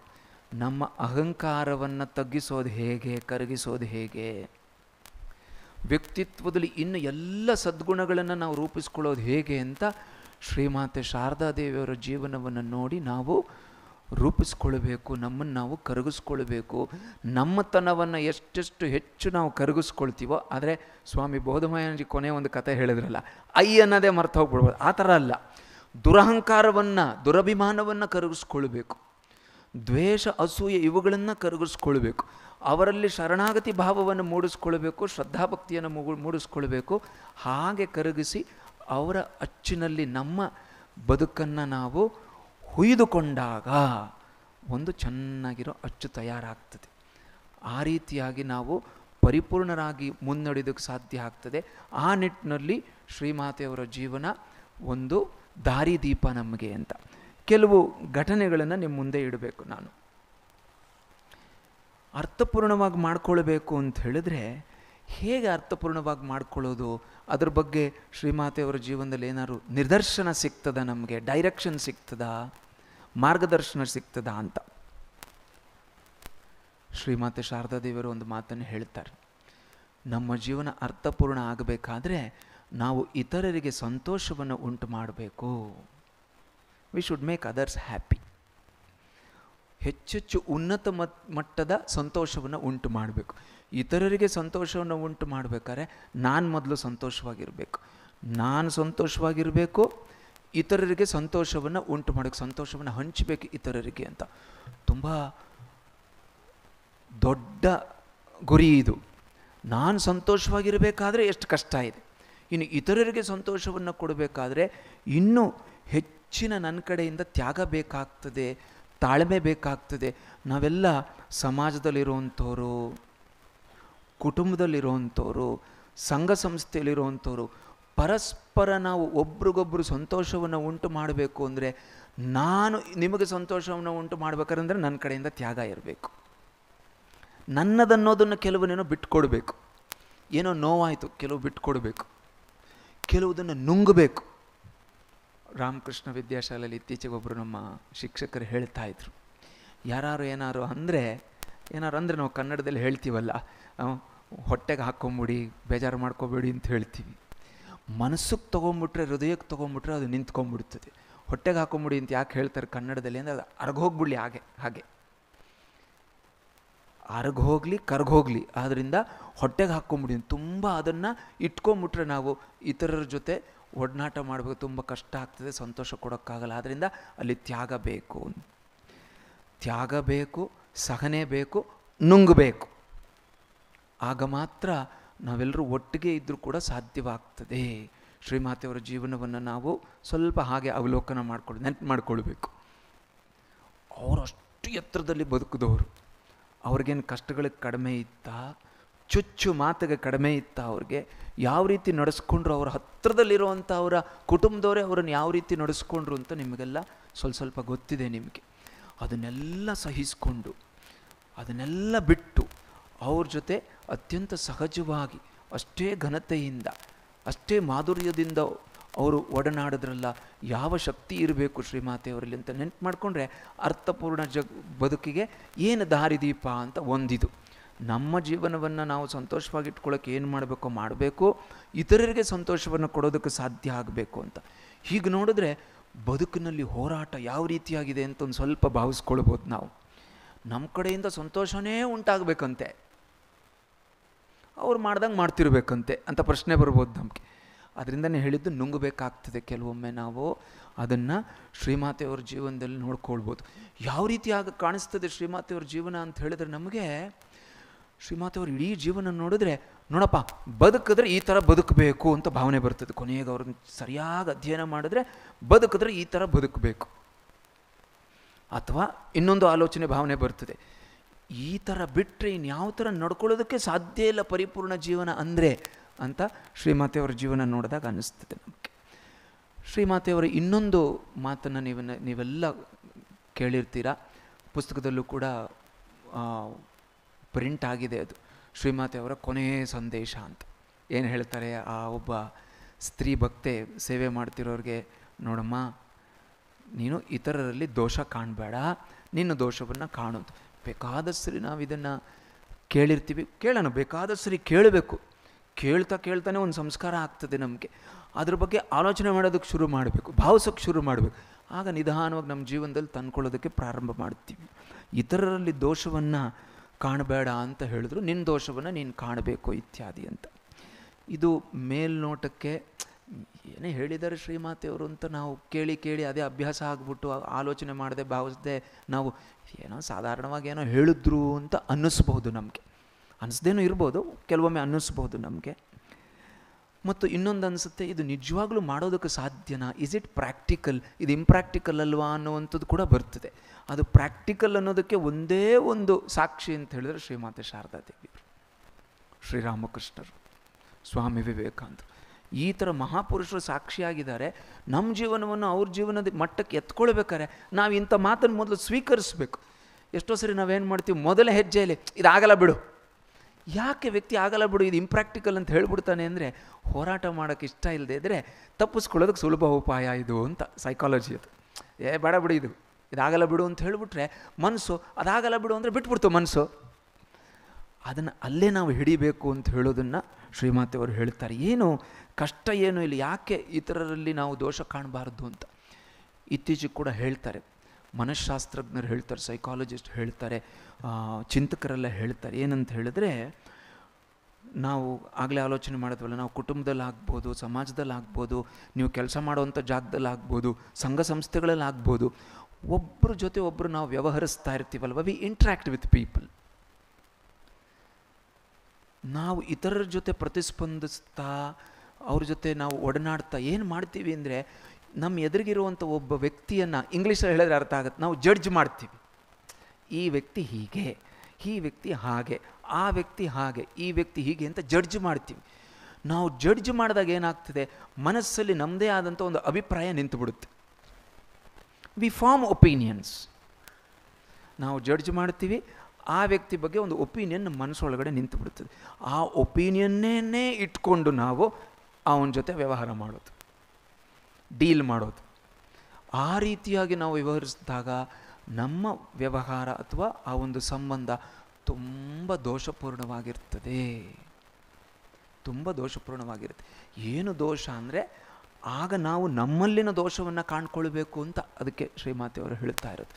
ಅವರೇ ಇನ್ನೊಂದು ಮಾತನ್ನು ಹೇಳ್ತಾರೆ, ನೀವು ಇತರರ ದೋಷವನ್ನು ನೀವು ನೋಡ್ತಾ ಇದ್ದೀರಾ ಅಂತ ಹೇಳಿದ್ರೆ, ಎಲ್ಲಿ ನಾವು ಇತರರ ದೋಷವನ್ನು ನೋಡ್ತಿದ್ದೀವಿ ಅಂತ ಕೇಳಿದ್ರೆ, ನೀವು ಇಬ್ಬರು ನಾವು ಸೇರಿದಾಗ ಮೂರನವ್ರ ಬಗ್ಗೆ ಮಾತಾಡಲ್ವಾ, ಅದೇ ನೋಡ್ತಾ ಇರೋದು ನಾವು ದೋಷ ಅಂತ.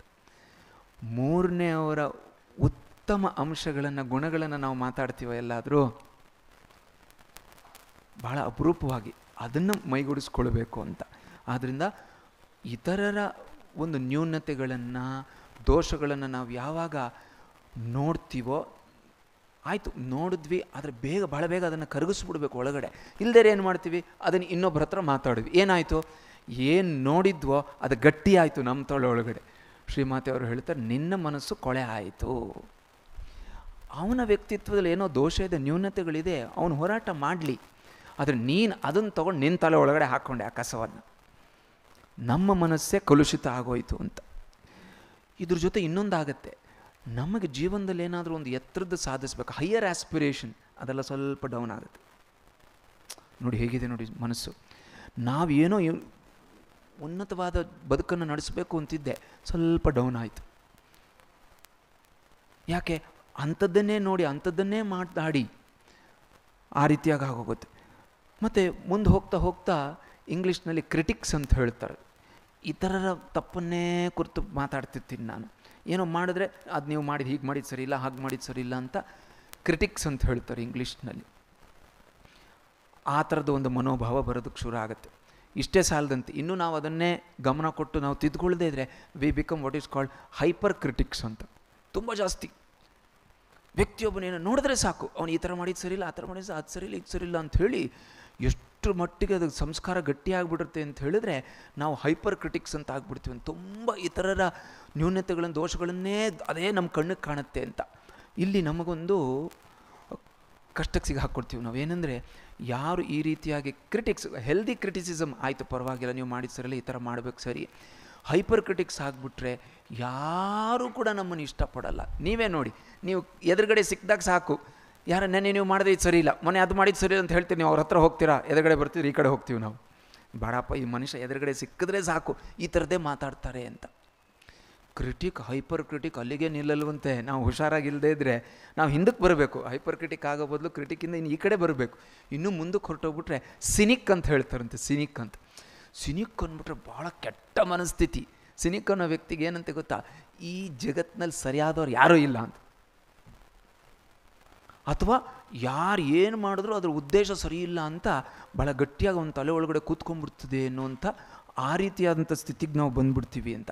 ಇದ್ರ ಜೊತೆಗೆ ನಮ್ಮ ಅಹಂಕಾರ ಕೂಡ ಬೆಳೆಯೋದಕ್ಕೆ ಪ್ರಾರಂಭ ಆಗ್ಬಿಡುತ್ತೆ. ಇತರರನ್ನು ನೋಡಿದಾಗ, ದೋಷವನ್ನೇ ನೋಡಿದಾಗ ನನ್ನ ದೋಷ ನೋಡ್ಕೊಳ್ಳದೆ ಇದ್ದರೆ, ನನ್ನ ದೋಷ ನೋಡಿಕೊಂಡು ಪ್ರಾರ್ಥನೆ ಮಾಡಿ, ಸಾಧು ಸತ್ಪುರುಷರ ಸಜ್ಜನರ ಸಹವಾಸ ಮಾಡಿ ಅದನ್ನು ತಿದ್ಕೊಳ್ಳದೆ ಇದ್ದರೆ ಅಹಂಕಾರ ನನ್ನಲ್ಲಿ ಜಾಸ್ತಿ ಆಗುತ್ತೆ.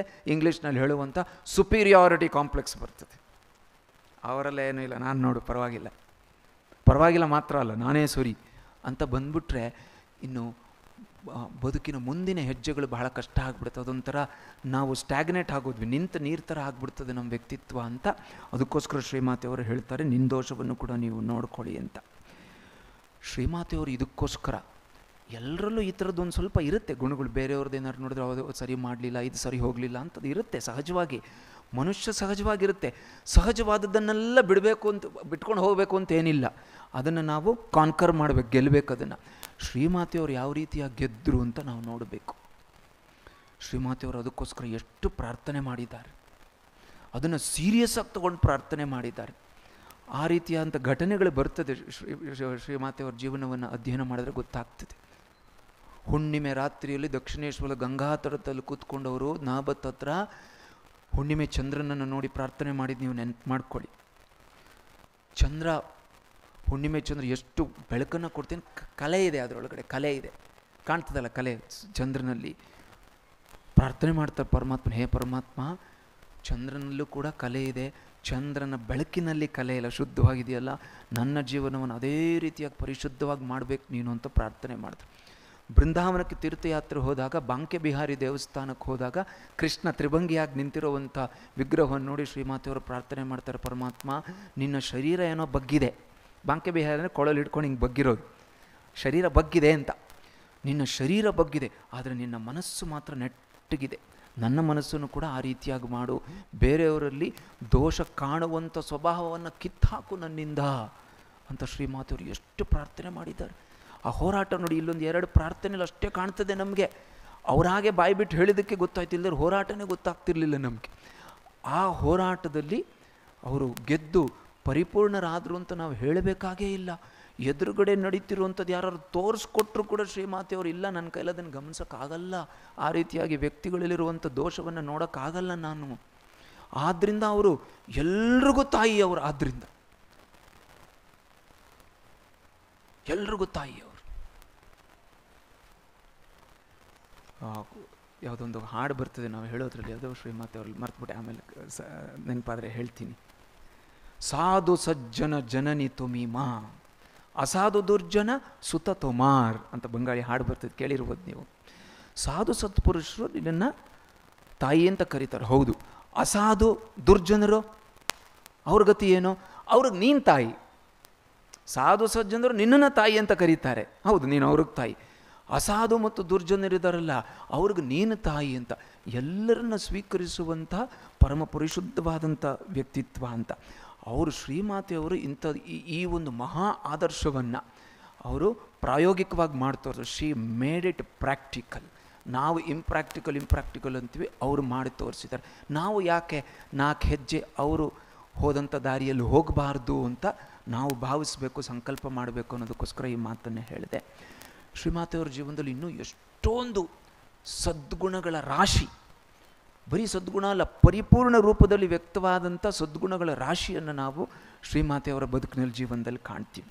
ಒಂದು ಎರಡು ಉದಾಹರಣೆಯನ್ನು ಹೇಳಿಬಿಟ್ಟು ನನ್ನ ಮಾತನ್ನು ಮುಗಿಸ್ಬಿಡ್ತೀವಿ. ಕೃತಜ್ಞತೆ ಅಂತ ಹೇಳುವಂಥದ್ದು ನಮ್ಮೆಲ್ಲರಲ್ಲೂ ಇರಬೇಕಾದಂಥ ಬಹಳ ಒಳ್ಳೆಯ ಗುಣ, ಶ್ರೇಷ್ಠ ಗುಣ ಕೃತಜ್ಞತೆ ಅಂತ. ಅಪ್ರಿಷಿಯೇಟ್ ಮಾಡಬೇಕು ಇತರರು ಮಾಡಿದಾಗ, ಒಳ್ಳೆಯದನ್ನು ಮಾಡಿದಾಗ, ಚೆನ್ನಾಗಿತ್ತು ನೀವು ಮಾಡಿದ್ದು, ಹೇಳಿ ಚೆನ್ನಾಗಿತ್ತು ಅಂತ, ಮತ್ತು ಅವ್ರು ಹೇಳಿದ್ದಕ್ಕೆ ಕೃತಜ್ಞರಾಗಿರ್ಬೇಕು, ನಾವು ಸ್ಮರಣೆ ಮಾಡ್ಕೋಬೇಕು. ಬೇರೆಯವರು ಒಳ್ಳೆಯದನ್ನು ಮಾಡಿದ್ದನ್ನು, ನಮಗೆ ಉಪಕಾರ ಮಾಡಿದ್ದನ್ನು, ಯಾವುದನ್ನು ಚೆನ್ನಾಗಿ ಮಾಡಿದ್ದನ್ನು, ಹೌದು ಚೆನ್ನಾಗಿ ಮಾಡಿದ್ರಿ ನೀವು, ಅಥವಾ ನಮಗೆ ಉಪಕಾರ ಮಾಡಿದ್ದನ್ನು ಚೆನ್ನಾಗಾಯಿತು, ನಿಮ್ಮಿಂದ ಉಪಕಾರ ಆಯಿತು ಅಂತ ನಾವದನ್ನು ಗುರುತಿಸಿ ಹೇಳುವಂಥ ಗುಣವನ್ನು ಬೆಳೆಸ್ಕೊಳ್ಬೇಕು.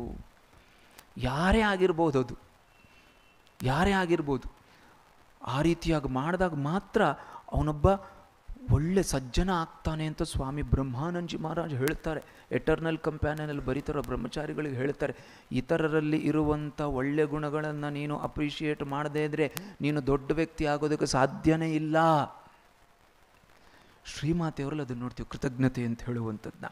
ಯಾವ ರೀತಿ ಕೃತಜ್ಞತೆ ಅಂತ ಹೇಳಿದ್ರೆ, ನಾವು ಕೃತಜ್ಞರಿಂದ ಯಾರಿಗೆ ಕೃತಜ್ಞರಾಗಿರ್ತೀವಿ? ಸಾಧಾರಣವಾಗಿ ನಮ್ಗೆ ಯಾರು ಸಹಾಯ ಮಾಡಿದವರು, ನಮ್ಮ ಜೊತೆ ಒಡನಾಡಿದವರು, ಮನುಷ್ಯರಿಗೆ ಕೃತಜ್ಞರಾಗಿರ್ತೀವಿ ನಾವು. ದೇವರ ಕೃತಜ್ಞರಾಗಿರ್ಬೇಕೋ ಬೇಡವಾ? ಅದು ಕೂಡ ಶ್ರೀಮಾತೆಯವ್ರ ಜೀವನದಲ್ಲಿ ನೋಡ್ತೀವಿ. ಇದೆಲ್ಲದನ್ನು ಮೀರಿ ಇನ್ನೂ ಆಳಕ್ಕೆ ಹೋಗಿ ಶ್ರೀಮಾತೆಯವರು ಹೇಳ್ತಾರೆ, ನಮ್ಮ ಸಹಾಯಕ್ಕೆ ಒದಗಿ ಬರುವಂಥ, ನಮ್ಮ ಕೆಲಸಕ್ಕೆ ಒದಗಿ ಬರುವಂಥ ಜಡ ವಸ್ತುಗಳಿಗೂ ಕೂಡ ಕೃತಜ್ಞರಾಗಿರಬೇಕು ಅಂತ. ಎಲ್ಲಿ ಹೇಳಿದ್ದಾರೆ ಶ್ರೀಮಾತೆಯವರು? ಪರ್ಕೆ ಬಿಸಾಕಿದ್ಲು ಒಬ್ಬಳು ಜಯರಾಮ್ ಬಾಟಿಯಲ್ಲಿ, ಅಂಗಳವನ್ನು ಗುಡಿಸಿ ಮನೆ ಕೆಲಸದೊಳ ಅಥವಾ ಭಕ್ತೆ ಗುಡಿಸಾದ್ಮೇಲೆ ರೊಯ್ ಅಂತ ಎಸೆದ್ಲು ಆ ಮೂಲೆಗೆ. ನಾವು ಎಷ್ಟೋ ಸರಿ ಮಾಡಿರ್ತೀವಿ. ಬಾಲಕ ಸಂಘದಲ್ಲಿ ಅದೆಲ್ಲ ಟ್ರೈನಿಂಗ್ ಆಗಿರ್ತದೆ, ಸರಿಯಾಗಿಡಬೇಕು, ಸರಿಯಾಗಿ ಕಟ್ಟಿಡಬೇಕು. ಸ್ವಾಮಿ ಪುರುಷೋತ್ತಮಂಜರು ಹೇಳ್ತಾರೆ, ಹೆಂಗೆ ಕಟ್ಟಬೇಕು ಅನ್ನೋದು ತೋರಿಸ್ಕೊಡ್ತಿದ್ವಿ ನಾವು. ಪರ್ಕೆನೇ ಉಪಯೋಗಿಸ್ಬೇಕು, ಉಪಯೋಗಿಸಾದ್ಮೇಲೆ ಅದನ್ನು ಎಲ್ಲಿಡಬೇಕು, ಬಟ್ಟೆ ಸಾರಿಸುವ ಬಟ್ಟೆನೇ ಯಾವ ರೀತಿಯಾಗಿ ಇಡಬೇಕು, ತೊಳೆದು ಯಾವ ರೀತಿ ಹರಿವಾಕಬೇಕು ಅಂತ. ಅವ್ರ ಬಾಯಿಂದ ಕೇಳಿದಾಗ ಒಂದು ಸರಿ ನಮಗೆ ಸಾರಿಸೋ ಬಟ್ಟೆನ ತೊಳಿಬೇಕಾ ಅಂತ. ನಮ್ಮ ಒಬ್ಬರು ಬ್ರಹ್ಮಚಾರಿ ಹೇಳಿದ್ರು ಪೊನ್ನಂಪೇಟೆಯಲ್ಲಿ, ಸಾರಿಸೋ ಬಟ್ಟೆನೇ ನಿಜವಾಗ್ಲೂ ಸೋಪಾಗಿ ತೊಳಿಬೇಕು, ಜಾಸ್ತಿ ಕೊಳೆ ಆಗೋದು ಅದೇ ತಾನೇ. ಆ ಪರ್ಕೆನ ಆ ಕೆಲಸದೊಳ ಯಾರೋ ಎಸ್ದಾಗ ಶ್ರೀಮಾತೆಯವರು ಆಕೆಯನ್ನು ಕರೆದು ಹೇಳ್ತಾರೆ, ಏನಮ್ಮ ಆ ಪರ್ಕೆಯನ್ನು ಕೂಡ ನೀನು ಸರಿಯಾಗಿ ಹೋಗಿ ಇಡ್ಬೋದಾಗಿತ್ತಲ್ಲ ಮೂಲೆಯಲ್ಲಿ, ನೀನು ಎಸೆಕ್ಕೆ ಎಷ್ಟು ಸಮಯ ಬೇಕೋ ಹೋಗಿ ಇಡೋದಕ್ಕೂ ಅಷ್ಟೇ ಸಮಯ ಬೇಕು. ಅಷ್ಟೇ ಅಲ್ಲ, ಬರೀ ಟೈಮ್ ಸೆನ್ಸ್ ಮಾತ್ರ ಅಲ್ಲ, ಇನ್ನೊಂದು ಮಾತನ್ನು ಹೇಳ್ತಾರೆ ನೋಡು. ಪೊರ್ಕೆ ನಮ್ಮ ಮನೆಯ, ಅಂದರೆ ನಮ್ಮ ಹೌಸ್ ಹೋಲ್ಡ್, ನಮ್ಮ ಮನೆ ಏನಿದೆಯೋ ಅದಕ್ಕೆ ಸಂಬಂಧಪಟ್ಟಂಥ ಒಂದು ವಸ್ತು. ನಾವು ಅದನ್ನು ಉಪಯೋಗಿಸ್ತೀವಿ, ನಮಗದರಿಂದ ಪ್ರಯೋಜನ ಇದೆ, ಪ್ರಯೋಜನ ಪಡ್ಕೊಳ್ಳೋ ತನಕ ಮಾತ್ರ ಬೇಕು. ಆಮೇಲೆ ಅದ್ರ ಕಟ್ಟೆ ತಿರಸ್ಕಾರನ, ಅಸಡ್ಡೆನ ಇರಬಾರ್ದು ಅಂತ ಶ್ರೀಮಾತೆಯವರು ಹೇಳಿ, ಆ ಪೊರ್ಕೆಗೂ ಕೂಡ ಗೌರವ ಕೊಡಬೇಕು ಅಂತ ಹೇಳಿಬಿಟ್ರು. ನಾವು ಇದನ್ನು ಯಾವ ರೀತಿ ಅರ್ಥ ಮಾಡ್ಕೋಬೇಕು? ಇನ್ನೂ ಹೇಳಿದ್ರು, ಆ ಪರ್ಕೆಗೆ ನೀನು ಗೌರವ ಕೊಟ್ಟರೆ ಅದು ನಿನಗೆ ಗೌರವ ಕೊಡ್ತದೆ. ಪರ್ಕೆ ನಿನಗೆ ಗೌರವ ಕೊಡ್ತದೆ ಅಂದರೆ ಏನೋ? ನಾನು ಆಲೋಚನೆ ಮಾಡಿದೆ, ಏನು ಗೌರವ ಕೊಡುತ್ತೆ? ಪರ್ಕೆ ನನಗೇನು ಹೊಡಿಲಿಲ್ಲ, ಹೌದಪ್ಪ ಅದೇ ಗೌರವ. ಹಾಗಲ್ಲ, ಪೊರ್ಕೆಯನ್ನು ನಾವು ಯಾವ ಮನೋಭಾವದಿಂದ ನಡೆಸ್ಕೊಳ್ತೀವೋ, ನಾನು ಅದ್ರ ಕಡೆ ಕೂಡ ಒಂದು ಗೌರವ. ಪೊರ್ಕೆ ಗೌರವ ಕೊಡಬೇಕು ಅಂದರೆ ಯಾರೂ ಕೂಡ ತಲೆ ಮೇಲೆ ಇಟ್ಕೊಂಡು ಓಡಾಡು ಅಂತ ಹೇಳಲ್ಲ. ಚಪ್ಪಲಿಗೆ ಗೌರವ ಕೊಡಬೇಕು ಅಂದರೆ ಚಪ್ಪಲಿ ತಲೆ ಮೇಲೆ ಇಟ್ಕೊಂಡು ಓಡಾಡು ಅಂತನಾ? ಬೆಳಿಗ್ಗೆ ಹೇಳಿದ್ರಲ್ಲ ಯಾವ ರೀತಿ ಬಿಡಬೇಕು ಅಂತ ಹೇಳ್ತಾ ಇದ್ರು. ನಮ್ಮ ಮನಸ್ಸಿದೆ ಅಲ್ಲಿ, ಅದನ್ನು ತಿರಸ್ಕಾರ ಮಾಡುವಂಥದ್ದು ಬಿಡೋದ್ರಲ್ಲಿ ನಮ್ಮ ಮನಸ್ಸಿದೆ. ಅಂದರೆ ಆಯಿತು ಬಿಸಾಕದೆ ಪರವಾಗಿಲ್ಲ, ಅಂದರೆ ಬಿಸಾಕಿದ್ರೆ ಪರವಾಗಿಲ್ಲ ಅಂತ ಬಂದುಬಿಟ್ಟಿದೆ ನಮ್ಮ ಮನಸ್ಸಿಗೆ. ಆದ್ದರಿಂದ ಅಂಥ ಜಡವಸ್ತುಗಳನ್ನು ಕೂಡ ನಾವು ಅತ್ಯಂತ ಗೌರವದಿಂದ ಕೃತಜ್ಞತೆಯಿಂದ ನಡೆಸ್ಕೊಂಡಾಗ ನಮ್ಮ ಮನೋಭಾವ ಯಾವುದಾಗ್ತದೆ? ಜಡವಸ್ತುಗೂ ಗೌರವ ಕೊಡ್ತೀನಿ, ಅಲ್ಲಿ ಗೌರವ ಕೊಟ್ಟರೆ ವ್ಯಕ್ತಿಗೆ ಗೌರವ ಕೊಡ್ತೀನಿ, ವ್ಯಕ್ತಿಗೆ ಗೌರವ ಕೊಟ್ಟರೆ ಅಥವಾ ಕೃತಜ್ಞರಾಗಿದ್ದರೆ ಪರಮಾತ್ಮನಿಗೂ ನಾನು ಕೃತಜ್ಞನಾಗಿರ್ತೀನಿ ಅಂತ ವಿಷಯ ಬರ್ತದೆ.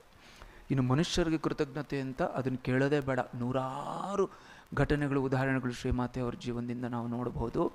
ಕೊಯಲ್ಪಾರ ಅಂತ ಜಯರಾಮ್ ಬಾಟಿ ಹತ್ತಿರ ಒಂದು ಹಳ್ಳಿ ಇದೆ, ನೀವು ನೋಡಿದರೆ ಅಲ್ಲಿ ಹೋಗ್ತಿದ್ರು. ಆ ಊರಿನ ಭಕ್ತರು ಪಾಪ ಶ್ರೀಮಾತೆಯವರು ಜಯರಾಮ್ ಬಾಟಿಲಿ ತರಕಾರಿ ಇತ್ಯಾದಿ ಸಿಗ್ತಿರ್ಲಿಲ್ಲ, ಆಗಾಗ ತರಕಾರಿ ತಂದು ಕೊಡ್ತಿದ್ರು. ಜಗದ್ದಾತ್ರಿ ಪೂಜೆಗೆ ಒಂದು ಸರಿ ಪಾಪ ಅವರು ತರಕಾರಿ ತೊಗೊಂಡು ಬಂದಿದ್ದಾರೆ. ಇಡೀ ದಿನ ಕೆಲಸ ಪಾಪ ಶ್ರೀಮಾತೆಯವ್ರಿಗೆ ಭಾಳ ಸಂತೋಷ ಆಯಿತು. ತರಕಾರಿ ಸಿಗ್ತಿಲ್ಲ, ಅವರೇನು ಹೇಳಿ ಕಳಿಸಿಲ್ಲ, ಆ ಭಕ್ತರು ಅವರಾಗೆ ತಲೆ ಮೇಲೆ ಹೊತ್ಕೊಂಡು 4-5 ಕಿಲೋಮೀಟ್ರ್ ನಡ್ಕೊಂಡು ಬಂದಿದ್ದಾರೆ, ಎಲ್ಲ ಕೊಟ್ಟರು. ಮತ್ತು ಜಗದ್ದಾತ್ರಿ ಪೂಜೆಗೆ ಏನೇನು ಸೇವೆ ಆಗಬೇಕೋ ಅವ್ರ ಕಡೆಯಿಂದ ಮಾಡಿದ್ರು. ಪೂಜೆ ಎಲ್ಲ ಮುಗೀತು, ಸಾಂಗವಾಗಾಯಿತು, ಎಲ್ಲರೂ ಸಂತೋಷವಾಗಿ ಹೊರಟೋದ್ರು. ಈ ಕೊಯಲ್ಪಾರದಿಂದ ಬಂದಂಥವರು 3-4 ದಿನ ಇದ್ದು ಕೊನೆಗೆ ಹೋಗ್ಬೇಕಾದ್ರೆ ಶ್ರೀಮಾತೆಯವ್ರಿಗೆ ಪ್ರಣಾಮಗಳನ್ನು ಸಲ್ಲಿಸಿ ಹೋಗೋಣ ಅಂತ ಬಂದರು. ಶ್ರೀಮಾತೆಯವ್ರಿಗೆ ಭಾಳ ಸಂತೋಷ ಇದೆ, ಪಾಪ ಅಷ್ಟು ಶ್ರಮ ವಹಿಸಿ ಅಲ್ಲಿಂದ ತೊಗೊಂಬಂದು ಜಗದ್ದಾತ್ರಿ ಪೂಜೆಗೂ ಇಷ್ಟೆಲ್ಲ ಶ್ರಮ ವಹಿಸಿ ಸೇವೆ ಮಾಡಿದ್ರಲ್ಲ ಅಂತ ಅವ್ರು ತಂದಿದ್ದ ತರಕಾರಿ ಶ್ರೀಮಾತೆಯವರು ತುಂಬ ಹೃದಯದಿಂದ ಆಶೀರ್ವಾದ ಮಾಡ್ತಾರೆ. ಬಂದಂಥ ನಿಮಗೆಲ್ರಿಗೂ ಕೂಡ ಶುದ್ಧ ಭಕ್ತಿ ಉಂಟಾಗಲಿ, ಜ್ಞಾನ ಉಂಟಾಗಲಿ. ಅವ್ರು ಮಾಡಿದ್ದೇನಪ್ಪ, ತರಕಾರಿ ತೊಗೊಂಡು ಬಂದರು. ಆದರೆ ಆ ಪರಮಾತ್ಮ ಹೇಗೆ ಗುರುತಿಸ್ತಾನೆ, ಮತ್ತು ಅದೊಂದೇ ಅಲ್ಲ, ಶ್ರೀಮಾತೆಯವರ ಕೃತಜ್ಞತೆಯನ್ನು ಹೇಗೆ ವ್ಯಕ್ತಪಡಿಸಿದ್ರು, ಅವ್ರಿಗೆ ಸಂಪೂರ್ಣವಾಗಿ ಆಶೀರ್ವಾದ ಮಾಡಿದ್ರು. ನಿಮಗೆಲ್ಲರಿಗೂ ಕೂಡ ಶುದ್ಧ ಭಕ್ತಿ ಉಂಟಾಗಲಿ, ಜ್ಞಾನ ಉಂಟಾಗಲಿ ಅಂತ ಆಶೀರ್ವಾದ ಮಾಡಿಬಿಡ್ತಾರೆ. ಆ ಮಹಾಪುರುಷರ ಕೃತಜ್ಞತೆ ಅಂದರೆ ಈ ರೀತಿಯಾಗಿರ್ತದೆ ಅಂತ ಹೇಳೋದಕ್ಕೋಸ್ಕರ ಇದನ್ನು ಹೇಳಿದೆ. ಇನ್ನು ದೇವರಿಗೆ ಕೃತಜ್ಞರಾಗಿರಬೇಕು ಅಂತ, ಜಡ ವಸ್ತುಗಳಿಗಾಗಿರಬೇಕು, ವ್ಯಕ್ತಿಗಳಿಗಾಗಿರಬೇಕು, ದೇವ್ರಿಗೂ ಕೃತಜ್ಞರಾಗಿರಬೇಕು ಅಂದರೆ, ಶ್ರೀಮಾತೆಯವ್ರಿಗೆ ಕಲ್ಕತ್ತಾದಲ್ಲಿದ್ದಾಗ ಸೀತಾಳೆ ಸಿಡುಬು ಬಂದುಬಿಟ್ಟಿರುತ್ತೆ ಒಂದು ಸರಿ. ಅವರು ಹತ್ತಿರದ ಯಾವುದೋ ದೇವಸ್ಥಾನದಲ್ಲಿ ಅಲ್ಲಿ ಅರ್ಚಕರಿಗೆ ಹೇಳಿ ಆ ವ್ರತವನ್ನು ಈ ರೀತಿಯಾಗಿ ಪೂಜೆ ಕೊಡಬೇಕು ದೇವಿಗೆ ಅಂತ ಹೇಳಿರ್ತಾರೆ. ಆ ಅರ್ಚಕರು ಪ್ರತಿದಿನ ಬಂದು ಅವ್ರಿಗೆ ಪ್ರಸಾದವನ್ನು ಕೊಟ್ಟರು. ಅಷ್ಟು ಭಕ್ತಿಯಿಂದ ಪ್ರಸಾದವನ್ನು ತೆಗೆದುಕೊಂಡ್ರು. ಬಹಳ ಬೇಗ ವಾಸಿ ಆಗಿಬಿಡ್ತು.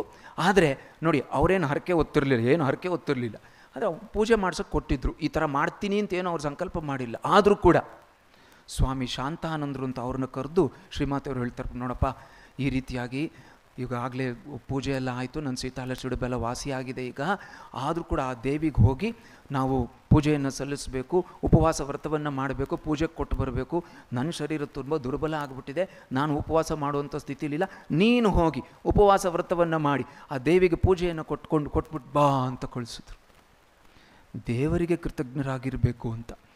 ನಾವು ಮಾಡುವಂಥ ಸತ್ಕಾರ್ಯಗಳನ್ನು ದೇವರಿಗೆ ಪ್ರಾರ್ಥನೆ ಮಾಡ್ತೀವಿ, ಆಯಿತು, ಪರಮಾತ್ಮನ ಕೃಪೆಯಿಂದನೇ ಕಾರ್ಯಗಳೆಲ್ಲ ಆಯಿತು. ಅದಾದಮೇಲೂ ಕೂಡ ಚೆನ್ನಾಗಿ ನಡೀತಲ್ಲ ಅಂತ ಪರಮಾತ್ಮನಿಗೂ ಕೂಡ ಕೃತಜ್ಞರಾಗಿರಬೇಕು ಅನ್ನೋದನ್ನು ಕೂಡ ಜಗದ್ಧಾತ್ರಿ ಪೂಜೆ ಆದಾಗ ಒಂದು ಸರಿ ಜಗದ್ಧಾತ್ರಿಯ ಪ್ರತಿಮೆ ಮುಂದೆ ನಿಂತ್ಕೊಂಡು ಕೈ ಜೋಡಿಸ್ಕೊಂಡು ಶ್ರೀಮಾತೆಯವರು, ತಾಯಿ ಪೂಜೆ ಇನ್ನೂ ಪ್ರಾರಂಭ ಆಗಬೇಕು, ಆಗ ಅತ್ಯಂತ ವಿನಯದಿಂದ, ನಿನ್ನ ಪೂಜೆ ಇವತ್ತಿನ ನಾಳೆಯಿಂದ ಪ್ರಾರಂಭ ಆಗ್ತಾ ಇದೆ, ನೀನು ಕೃಪೆ ಮಾಡಿ ನಿನ್ನ ಪೂಜೆಯನ್ನು ಎಲ್ಲವೂ ಸಾಂಗವಾಗುವಂತೆ, ಏನು ನಿರ್ವಿಘ್ನವಾಗುವಂತೆ ನೆರವೇರಿಸ್ಕೊಡ್ಬೇಕು ತಾಯಿ ಅಂತ ಹೇಳ್ತಾರೆ. ಪೂಜೆ ಆದಮೇಲೆ ಮತ್ತೆ ಹೋಗಿ ಇಲ್ಲ ನಿನ್ನ ಕೃಪೆಯಿಂದ ಆಯಿತು ಅಂತ ಹೇಳಿ ಆ ಕೃತಜ್ಞತೆಯನ್ನು ವ್ಯಕ್ತಪಡಿಸ್ತಾರೆ ಅಂತ ಹೇಳೋದಕ್ಕೆ ಈ ಘಟನೆಯನ್ನು ಹೇಳಿದೆ. ನನ್ನ ಸಮಯ ಆಗಿದೆ. ನನಗೆ ಅವಕಾಶ ಕೊಟ್ಟಂಥ ಪರಮ ಪೂಜ್ಯ ಸ್ವಾಮಿ ನಿತ್ಯಸ್ಥಾನಜಿ ಮಹಾರಾಜ್ ಅವ್ರಿಗೂ, ಶ್ರೀ ಸುರೇಶ್ ಮುನ್ನಾವ್ರಿಗೂ ನಾನು ವಂದಿಸಿ ನಿಮ್ಮೆಲ್ಲರಿಗೂ ಹಾರ್ದಿಕವಾದಂಥ ಶುಭಾಶಯಗಳನ್ನು ತಿಳಿಸ್ತಾ ನನ್ನ ಮಾತನ್ನು ಮುಗಿಸ್ತೀನಿ. ಜಯ ರಾಮಕೃಷ್ಣ ಜಯ.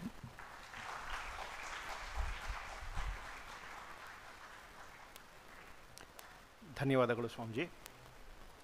ಶ್ರೀಮಾತೆ ಅರ್ಥಪೂರ್ಣ ಬದುಕಿಗೆ ದಾರಿದೀಪ, ಈ ವಿಷಯದ ಕುರಿತಾಗಿ ಬಹಳ ಅರ್ಥಪೂರ್ಣವಾಗಿ ನಮ್ಮ ಮುಂದೆ ಈ ವಿಷಯಗಳನ್ನು ತಿಳಿಸಿದ್ದಾರೆ. ನಮ್ಮ ಕಷ್ಟಗಳನ್ನು ನಾವು ನೋಡಿದ್ರೆ, ಶ್ರೀಮಾತೆಯವರ ಜೀವನ ನೋಡಿದ್ರೆ ಗೊತ್ತಾಗುತ್ತೆ ನಮ್ಮ ಕಷ್ಟಗಳೇನೂ ಅಲ್ವೇ ಅಲ್ಲ ಅಂತ. ಸ್ವಾಮೀಜಿಯವರು ಅದನ್ನೇ ಹೇಳಿದ್ರು. ಅಂದರೆ ಶ್ರೀಮಾತೆಯವರು ಅದನ್ನು ನೋಡ್ತಿದ್ದ ರೀತಿ ಬೇರೆ ಅಂತ. ನಾವು ಪ್ರೊಫೆಷನಲ್ ಲೈಫಲ್ಲಿ ಹೇಳ್ತೀವಿ, ಬೋನ್ ಆಫ್ ಕಂಟೆನ್ಷನ್ ಚೇಂಜ್ ಮಾಡಿದ್ರೆ ಬಹಳಷ್ಟು ಪ್ರಾಬ್ಲಮ್ಸ್ನ ಸಾಲ್ವ್ ಮಾಡ್ಬೋದು ಅಂತ. ಎರಡನೇದಾಗಿ, ನಮ್ಮ ಜೀವನದಲ್ಲಿ ಅರ್ಥಪೂರ್ಣ ಆಗಬೇಕು ಅಂತಂದರೆ ತ್ಯಾಗ, ಸಹನೆ ಮತ್ತು ಏನು ಬಂದರೂ ಅದನ್ನು ಅರಗಿಸ್ಕೊಳ್ಳುವಂಥ ಶಕ್ತಿ ಇರಬೇಕು ಅಂತ. ಅದನ್ನು ಕೂಡ ಅವರು ಶ್ರೀಮತಿ ಶಾರದಾ ದೇವಿಯರ ಜೀವನದ ಅನೇಕ ವಿಷಯಗಳನ್ನು ತಿಳಿಸಿದ್ದಾರೆ. ಮುಖ್ಯವಾಗಿ ಕೊನೆಯದಾಗಿ ಅವರು ಹೇಳಿದ್ದು, ಶ್ರೀಮಾತೆಯವರ ಒಂದು ಮುಖ್ಯವಾದಂತಹ ಸಂದೇಶ, ಇತರರಲ್ಲಿ ದೋಷವನ್ನು ಕಾಣಬೇಡ ಅಂತ. ಸ್ವಾಮೀಜಿಯನ್ನು ಸ್ವಲ್ಪ ಟ್ವೀಕ್ ಮಾಡಿಬಿಟ್ಟು ಕ್ರಿಟಿಕ್ ಆಗಬೇಡ ಅಂತ ಕೂಡ ಹೇಳಿದ್ರು. ದೋಷ ಕಾಣೋದಕ್ಕಿಂತ ಕ್ರಿಟಿಕ್ ಆಗೋದು ಭಾಳ ಕಷ್ಟ, ನಮಗೇನೆ ತುಂಬ ತೊಂದರೆ ಕೊಡುತ್ತದು. ವಿಮರ್ಶಾತ್ಮಕ ಬುದ್ಧಿ ಇಟ್ಕೊಂಡು ಹೋದರೆ ಸ್ವಾಮೀಜಿಯವರು ಹೇಳಿದಂಗೆ ಅದು ನಮ್ಮಲ್ಲಿ ಸಿನಿಕತೆ ಬೆಳೆಸ್ಕೊಂಡ್ಬಿಡ್ತೇವೆ. ಅದನ್ನು ಬಿಟ್ಟಾಗ ನಮ್ಮ ಜೀವನ ಅರ್ಥಪೂರ್ಣವಾಗುತ್ತೆ ಅನ್ನೋದನ್ನು ವಿಷಯದ ಕುರಿತಾಗಿ ಅತ್ಯಂತ ಅರ್ಥಗರ್ಭಿತವಾಗಿ ಮಾತನಾಡಿದ್ದಾರೆ. ನಿಮ್ಮೆಲ್ಲರ ಪರವಾಗಿ ಪರಮಪೂಜ್ಯ ಶ್ರೀಮದ್ ಸ್ವಾಮಿ ಯುಕ್ತೇಶಾನಂದಜಿ ಮಹಾರಾಜ್ ಅವರಿಗೆ ಭಕ್ತಿಪೂರ್ವಕ ಪ್ರಣಾಮಗಳನ್ನು ಸಲ್ಲಿಸ್ತಾ ನಮ್ಮ ಈ ಕಿರು ಕಾಣಿಕೆಯನ್ನು ಸ್ವೀಕರಿಸಬೇಕು ಅಂತ ಪ್ರಾರ್ಥಿಸ್ಕೊಳ್ತೇನೆ.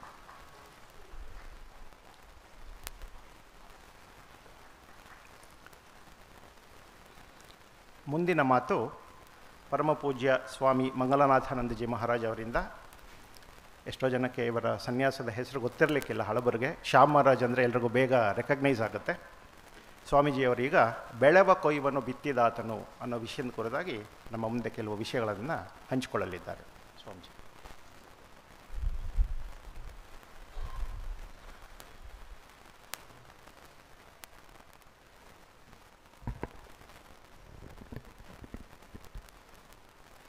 ಓಂ ಸರ್ವಮಂಗಲಮಾಂಗಲ್ಯೈ ಶಿವೆ ಸರ್ವಾರ್ಥಸಾಧಿಕೈ ಶರಣ್ಯೇ ತ್ರ್ಯಂಬಕೆ ಗೌರಿ ನಾರಾಯಣಿ ನಮೋಸ್ತುತೆ. ಪೂಜ್ಯ ಸ್ವಾಮಿ ನಿತ್ಯಸ್ಥಾನಜಿ ಮಹಾರಾಜ್ಗೆ, ಆತ್ಮವಿಧಾನಜಿ ಮಹಾರಾಜ್ಗೆ ಮತ್ತು ಇತರ ಎಲ್ಲ ಹಿರಿಯ ಸನ್ಯಾಸಿಗಳಿಗೆ ನನ್ನ ಭಕ್ತಿಪೂರ್ವಕ ಪ್ರಣಾಮಗಳು ಸಲ್ಲಿಸುತ್ತಾ, ಪ್ರೀತಿಯ ಬಾಲಕ ಸಂಘದ ಎಲ್ಲ ಹಿರಿಯ ಸ್ವಯಂ ಸೇವಕರು, ಕಿರಿಯ ಸ್ವಯಂ ಸೇವಕರು ಎಲ್ಲರಿಗೂ ನನ್ನ ಪ್ರೀತಿಯ ನಮಸ್ಕಾರಗಳು. ಈ ಬೆಳೆ ಕೊಯ್ವನು ಬಿತ್ತಿದಾತನು ಈ ಟಾಪಿಕ್ಕು ಅಫ್ಕೋರ್ಸ್ ನನಗೆ ಕೊಡೋಕ್ಕೆ ಸಮಯ ಆಗಲಿಲ್ಲ, ಅವರೇ ಹೇಳಿದ್ರು ಇದ್ರ ಬಗ್ಗೆ ಮಾತಾಡಿ ಅಂತ ಹೇಳಿದ್ರು. ಸರಿ, ನಾನು ಏನು ಮಾತಾಡೋದು ಸುಮ್ಮನಾದೆ. ಆಮೇಲೆ ಇಲ್ಲಿ ಬಂದ ಮೇಲೆ ಅಂದ್ಕೊಂಡೆ ಇಷ್ಟು ಜನ ಸ್ವಾಮಿಗಳು, ಈಗ ನಾನು I am the 5th speaker. ಬೆಳಗ್ಗೆ 2 + 2 4, ನಾನು 5ನೇ ಅವನು. ನಾವು ಅಕೌಂಟ್ಸ್ ಅವರದಿಂದ ಲೆಕ್ಕ ಕರೆಕ್ಟಾಗಿ ಇಡ್ತೇವೆ. ಅದರಿಂದ ಡೆಬಿಟ್ ಕ್ರೆಡಿಟ್ ಬ್ಯಾಲೆನ್ಸ್ ಲಯಬಿಲಿಟಿ ಈಗ ತಾನೇ ಬ್ಯಾಲೆನ್ಸ್ ಶೀಟ್ ಆಗ್ತಾಯಿದ್ದಿಲ್ಲ, ಜೂನ್ ಬರುತ್ತೆ. ಹಾಗಾಗಿ ನಾನು ಅಂದ್ಕೊಂಡೆ ಜಾಸ್ತಿ ಮಾತಾಡೋಕ್ಕೆ ಹೋಗ್ಬಿಟ್ರೆ ಹೆವಿ. ಈಗ ಇದು ಬೆಳೆ ಕೊಯ್ನು ಬಿತ್ತಿದಾತನು ಅಂಥೇಳಿ ಸನ್ಯಾಸಿ ಗೀತೆಯಲ್ಲಿ ಬರೋದು. ನೀವು ಹಾಗೆ ಆಲೋಚನೆ ಮಾಡೋಕ್ಕೆ ಹೋದರೆ ಕಾರ್ಯಕಾರಣ ಸಂಬಂಧ ಎತ್ಕೋಬೇಕು. ಸಾಂಖ್ಯಕಾರಿಕದ ಸತ್ಕಾರವಾದ್ಯ ಹೇಳಬೇಕಾಗುತ್ತೆ ನಾನು. ಆಮೇಲೆ ಇರೋರೆಲ್ಲ ಊಟಕ್ಕಿಂತ ಮುಂಚೆ ನಿದ್ದೆ ಮಾಡಬೇಕಾಗುತ್ತೆ. ಹಾಗೆ ಹೋಗೋದಿಲ್ಲ. ಅದಕ್ಕೆ ಆಲೋಚನೆ ಮಾಡಿದೆ ಏನು ಮಾಡ್ಬೋದು ಅಂತ. ಅದಕ್ಕೆ ಒಂದು ಆಲೋಚನೆ ಮಾಡಿದೆ, 4 ಜನ ಮಾತಾಡಿರ್ತಾರೆ, ಅವರ ಒಂದೊಂದು ವಾಕ್ಯ ತಗೊಂಡು ಇದಕ್ಕೆ ಸೇರಿಸೋದು ಹೇಗೆ ಅಂತ ಆಲೋಚನೆ ಮಾಡಿದೆ ನಾನು. ಸೊ ಅದಕ್ಕೆ ಈಗ ಸ್ವಾಮೀಜಿಯವರು ಕೊನೆಯದಾಗಿ ಇದು ದೋಷಪೂರ್ಣ ಬೇರೆಯವ್ರ ಕ್ರಿಟಿಕ್, ಹೈಪರ್ ಕ್ರಿಟಿಕ್ ಎಲ್ಲ ಆಗ್ತಾನಲ್ಲ, ಅಲ್ಲಿಂದ ತಗೊಂಡು ಒಬ್ಬೊಬ್ಬರು ಮಾತಾಡಿದ್ದು ಒಂದೊಂದು ವಿಚಾರ ತೊಗೊಂಡು ಕೊನೆಗೆ ಬೆಳೆ ಕೊಯ್ಯೋದಾತನು ಸ್ವಾಮೀಜಿ ಐಡಿಯಲ್ಲಿ ಕಂಕ್ಲೂಡ್ ಮಾಡೋಣ ಅಂತ ಆಲೋಚನೆ ಬಂತು. ಅದಕ್ಕೆ ಒಂದಷ್ಟು ಸೈಂಗ್ ಬರ್ಕೊಂಬಂದೆ, ಕಂಪ್ಲೀಟ್ ವರ್ಕ್ಸ್ ತೆಗೆದು ಅಲ್ಲಿ ಕಂಕ್ಲೂಡ್ ಮಾಡ್ತೇನೆ.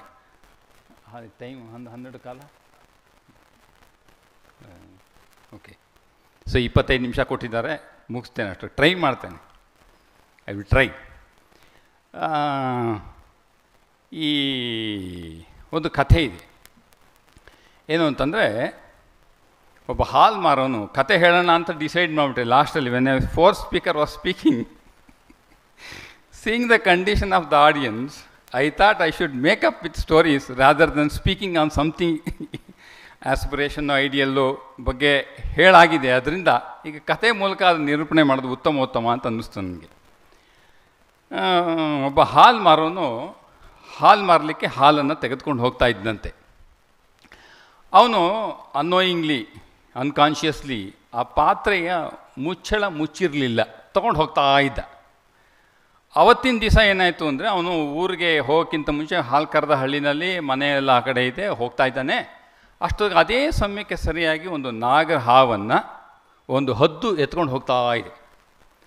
ಆಗೇನಾಯ್ತಂತೆ, ಆ ಹಾವು ಸ್ವಲ್ಪ ಹೋರಾಟ ಮಾಡ್ತಾ ಇರೋತ್ತಿಗೆ ವೆನಮ್ ಸೆಕ್ರೀಟ್ ಆಗಿದೆ, ವಿಷ ಕರೆಕ್ಟಾಗಿ ಹಾಲಿಗೆ ಬಂದು ಬೀಳ್ತಾ ಇದೆ. ಅದು ಕೋಇನ್ಸಿಡೆನ್ಸ್ ಎಲ್ಲ. ಸರಿ, ಇವನಿಗೂ ಗೊತ್ತಿಲ್ಲ. ಹಾಲು ಮಾರ್ದ. ಅದು ಮಾರಿದ ಯಾರಿಗೆ ಇಮ್ಯುನಿಟಿ ಕಡಿಮೆ ಇತ್ತೋ ಆ ಮನೆಗಳಲ್ಲಿ ಕೆಲವರು ಸತ್ತು ಹೋದರು. ಸರಿ, ಯಾಕೆ ಸತ್ರು ಅಂತ ವಿಮರ್ಶೆ ಮಾಡಿ ಎಲ್ಲ ಲ್ಯಾಬ್ರೇಟ್ರಿಗೆ ಬ್ಲಡ್ ಟೆಸ್ಟ್ ಎಲ್ಲ ಕೊಟ್ಟ ಮೇಲೆ ವಿಷದಿಂದ, ಯಾವ ವಿಷದಿಂದ, ನಾವು ವಿಷ ತೊಗೊಂಡಿಲ್ವಲ್ಲ.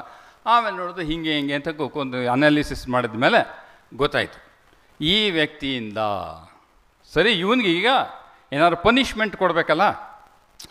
ಅವನು ಹೇಳ್ದ, ನಾನು ನಿರಪರಾಧಿ, ನನಗೆ ಗೊತ್ತೇ ಇಲ್ಲ, ಅದು ಎಲ್ಲ ನಾನು ಬಿದ್ದಿದ್ದೇ ಗೊತ್ತಿಲ್ಲ. ಕೊನೆಗೆ ಈ ಕೇಸ್ ಇದು ಸಾಲ್ವ್ ಮಾಡೋಕ್ಕಾಗಲ್ಲ. ಏನು ಮಾಡಬೇಕು? ಸತ್ತವರೆಲ್ಲ ಸ್ವರ್ಗಕ್ಕೆ ಹೋಗಿ ನಿಂತ್ಕೊಂಡ್ರು, ಚಿತ್ರಗುಪ್ತನ ಮುಂದೆ ನಿಂತ್ಕೊಂಡ್ರು. You solve the case. ಹಿಂದೆ ಯಾವುದು ರೆಫರೆನ್ಸೇ ಇಲ್ಲ. ಲಾನಲ್ಲಿ ಹಳೇದು ರೆಫರ್ ಮಾಡ್ತಾರೆ. ಕೋರ್ಟಲ್ಲಿ ಒಂದು ಜಡ್ಜ್ಮೆಂಟ್ ಕೊಡಬೇಕಂದ್ರೆ court according to high court of Bihar ಹೀಗೆಲ್ಲ ಆಗಿದೆ, according to high court of Calcutta ಹೀಗೆಲ್ಲ ಆಗಿದೆ ಅಂತ ಮಾಡಿ ಅದರ ಅನಾಲಿಸಿಸ್ ಮೇಲೆ ಮತ್ತೆ ನಿರೂಪಣೆ ಮಾಡಬೇಕು, ಅಬ್ಜೆಕ್ಷನ್ನ ಏನೋ ಇತ್ಯಾದಿ. ಸರಿ, ಯಾವುದು ಹಳೆ ಕೇಸ್ ಇಲ್ಲ, ಏನು ಮಾಡೋದು? ಸರಿ, ಚಿತ್ರಗುಪ್ತ ಹೇಳ್ದ, ಸ್ವಲ್ಪ ಕನ್ಫ್ಯೂಸಿಂಗ್, ಡಿಸ್ಕಸ್ ಮಾಡೋಣ. ಯಮಧರ್ಮರಾಯ ಎಲ್ಲ ಕೂತ್ಕೊಂಡ್ರು. ಸ್ವಲ್ಪ ತಮಾಷೆಗಳದೆ ಇನ್ವಾಲ್ವ್ ಆಗ್ತೀರಾ ಅಂತ ಹೇಳ್ತಾ ಇದ್ದೀನಿ ಅಷ್ಟೇ. ಯಾಕಂದ್ರೆ ನಾ ಮಾತ್ರ ಮಾತಾಡ್ತಿರ್ತೀನಿ, ನೀವು ಕೇಳೋದಷ್ಟೇ ಅಲ್ಲ. ಆಮೇಲೆ ಪ್ರಶ್ನೋತ್ತರ ಇದೆ, ಅದೊಂದು ಪ್ರಾಬ್ಲಮ್. ಆಮೇಲೆ ಸರಿ ಎಲ್ಲ ಆದಮೇಲೆ ಏನು ಅಂತ ಹೇಳಿದ್ರೆ, ಆಮೇಲೆ ಅವ್ನು ಹೇಳ್ದ, ಸರಿ ಇದು ಪ್ರಾಬ್ಲಮ್ ಯಾರಿಗೆ ಕೊಡೋದು? ಅವ್ನು ಹೇಳ್ದ ಹಾಲ್ಮ, ನಾನು ನಿರಪರಾಧಿ, ಜನ ನಮ್ಗೆ ಗೊತ್ತೇ ಇಲ್ಲ, ಸತ್ತೋದ್ವಿ. ಸರಿ, ಕರ್ಮನ ಯಾರಿಗೆ ಹಂಚೋದು? ಬೆಳೆ ಕೊಯ್ಯುವಾತನು, ಬಿತ್ತಿದ ಆತನು, ಯಾರಿಗೆ ಕೊಡೋದು? ಅದಕ್ಕೆ ಹೇಳ್ದ, ನಿನಗೆ ಕೊಡೋಕ್ಕಾಗಲ್ಲ, ಯಾಕಂದ್ರೆ ನಿನಗೆ ಗೊತ್ತೇ ಇಲ್ಲ. ಹಾವಿಗೂ ಕೊಡೋಕ್ಕಾಗಲ್ಲ, ಅದಕ್ಕೆ ಅದು conscious being, like human being, thinking ಇಲ್ಲ. ಹಾಗಾದ್ರೆ ಯಾರಿಗೆ ಕೊಡೋದು? ಯಮಧರ್ಮರಾಯ ಚಿತ್ರಗುಪ್ತ ಹೇಳಂತೆ, ಇದ್ರ ಬಗ್ಗೆ ಯಾರ್ಯಾರು ಜಗತ್ತಿನಲ್ಲಿ ಮಾತಾಡ್ತಾರಲ್ಲ ಅವರಿಗೆಲ್ಲ ಹಂಚಿಬಿಡೋಣ. So we in that sense we become critic by swallowing their sin we our sense. ಬಳಿ ಕೊಯ್ಯೋದು ಅವ್ರು ಹೇಳಾಗ ನೆನಪಾಯ್ತು, ನನ್ನ ಪಾಯಿಂಟೇ ಹೇಳ್ತಾ ಇದ್ದಾರೆ ಅಂತ ನನಗೆ. ಅದಕ್ಕೆ instead of building something I thought build on these things. ಆಮೇಲೆ ನಾನು ಈ ಇನ್ವಿಟೇಷನ್ನು ಬಂದಿರಲಿಲ್ಲ, ಫೋನ್ ಮಾಡಿ ಟಾಪಿಕ್ಕು ಅಂತ ಹೇಳಿದ್ರೆ ಯಾರ್ಯಾರು ಮಾತಾಡ್ತಾರೆ ಅಂತ ನಂಗೆ ಸ್ಪಷ್ಟವಾಗಿ ಗೊತ್ತಿರಲಿಲ್ಲ. ಆಮೇಲೆ ಗೊತ್ತಾಯ್ತು ವಿಕ್ಟೇಶಾಂಜಿ ಬೋಧ್ಮಂಜಿ ಮಾತಾಡ್ತಾರೆ ಅಂತ. ಯಾರ್ಯಾರು ಪಾರ್ಟಿಸಿಪೇಟ್ ಮಾಡ್ತಾರೆ ಗೊತ್ತಿರಲಿಲ್ಲ. ಬಂದಮೇಲೆ ನೋಡಿದೆ ಎಲ್ಲ ಘಟಾನುಘಟಿಗಳು ಎದುರುಗಡೆ ಕೂತಿ, ಅಂದರೆ ಹಿರಿಯ ಸಂಧಿ ಘಟಾನುಘಟಿಗಳು ಅಂದರೆ they are senior sadhus, we respect a lot, that is our first condition, being obedient to senior sadhus is the condition. ಅವ್ರದ್ದೆಲ್ಲ ಮಾತಾಡಿದ್ಬಿಟ್ಟು ನನ್ನ ಹೆಸರು ಯಾಕೆ ಹೇಳಿದರು? ನಮ್ಮ ಶಿವನಹಳ್ಳಿ ಶಾಲೆಗೆ ಹೋದಾಗ ನಾನು first experience as A insider. ಶಾಲೆಗಳನ್ನು ಹೊರಗಡೆ ನೋಡೋದು ತುಂಬ ಚೆನ್ನಾಗಿರ್ತದೆ, ಒಳಗೋದ್ಮೇಲೆ ಪ್ರಾಬ್ಲಮ್ ಗೊತ್ತಾಗೋದು. ಆ್ಯಸ್ ಎ ಇನ್ಸೈಡರ್ ಹೋದಾಗ ನಿಮಗೆ ಪ್ರಾಬ್ಲಮ್ಸ್ ಬೇರೆ ಥರ ಕಾಣ್ತದೆ. ನಾನು ಹೋದಾಗ ಒಂದು ಟೀಚರ್ ಯಾವಾಗಲೂ ನನ್ನ ಆಫೀಸಿಗೆ ಬೆಳಗ್ಗೆನೋ ಸಂಜೆನೋ ಆಕೆ ಬರಬೇಕು, ಯಾರು ಇಲ್ಲ ಅನಿಸುತ್ತೆ ಹೆಸರು ಹೇಳೋಕ್ಕೆ, ಯಾರು ನಮ್ಮ. ಸೊ ಆ ಟೀಚರ್ ಬರೋರು, ಅವ್ರು ಯಾವಾಗಲೂ ಕಂಪ್ಲೇಂಟು, ಟೀಚರ್ಸ್ಗೆ ಡೈರಿ ಇದು ಕರೆಕ್ಟ್ ಸಬ್ಮಿಷನ್ ಮಾಡಬೇಕು, ಲೆಸನ್ ಪ್ಲ್ಯಾನಿಂಗ್ ನಾವು ಚೆಕ್ ಅಪ್ಲೋಡ್ ಮಾಡಬೇಕು, ವೀಕ್ಲಿ ಲೆಸನ್ ಪ್ಲ್ಯಾನಿಂಗ್ ಅಪ್ಲೋಡ್ ಮಾಡಬೇಕು ನಮ್ಮ ವೆಬ್ಸೈಟ್ ಇದರಲ್ಲಿ. ನಾವು ಚೆಕ್ ಮಾಡ್ತೀವಿ, ಆ ಲೆಸನ್ ಪ್ಲ್ಯಾನಿಂಗ್ ಪ್ರಕಾರ ಆಗ್ತಾ ಇದೆಯಾ ಅಂತ ನಾವು ಮಾಡ್ಕೊಂಡು ಹೋಗ್ತಾ ಇರಬೇಕು. ಸೊ ಅದ್ರ ಪ್ರಕಾರ ಸ್ಕೂಲ್ ನಡೆಯೋದು. ವಿ ಹ್ಯಾವ್ ದುರ್ಗಾ ಪೂಜೆ ಅವಾಗೆಲ್ಲ ಅದ್ರ ಪ್ರಕಾರ ಪ್ಲ್ಯಾನಿಂಗ್ ಆಗಬೇಕು. ಸ್ವಾಮೀಜಿ ಇದ್ದಾರೆ, ನಾವು ಸೊ ಅನಾಲಿಸಿಸಲ್ಲಿ ಆಕೆದು ಯಾವಾಗಲೂ ಏನೋ ಒಂದು ಪ್ರಾಬ್ಲಮ್ಮು. ಸೊ ಅವ್ರಿಗೆ ತುಂಬ ಸಲ ಕಂಪ್ಲೇಂಟು ಇಶ್ಯೂ ರೈಸ್ ಆಗ್ತಿತ್ತು, ಮೆಸೇಜ್ ಪಾಸ್ ಆನ್ ಆಗ್ತಿತ್ತು.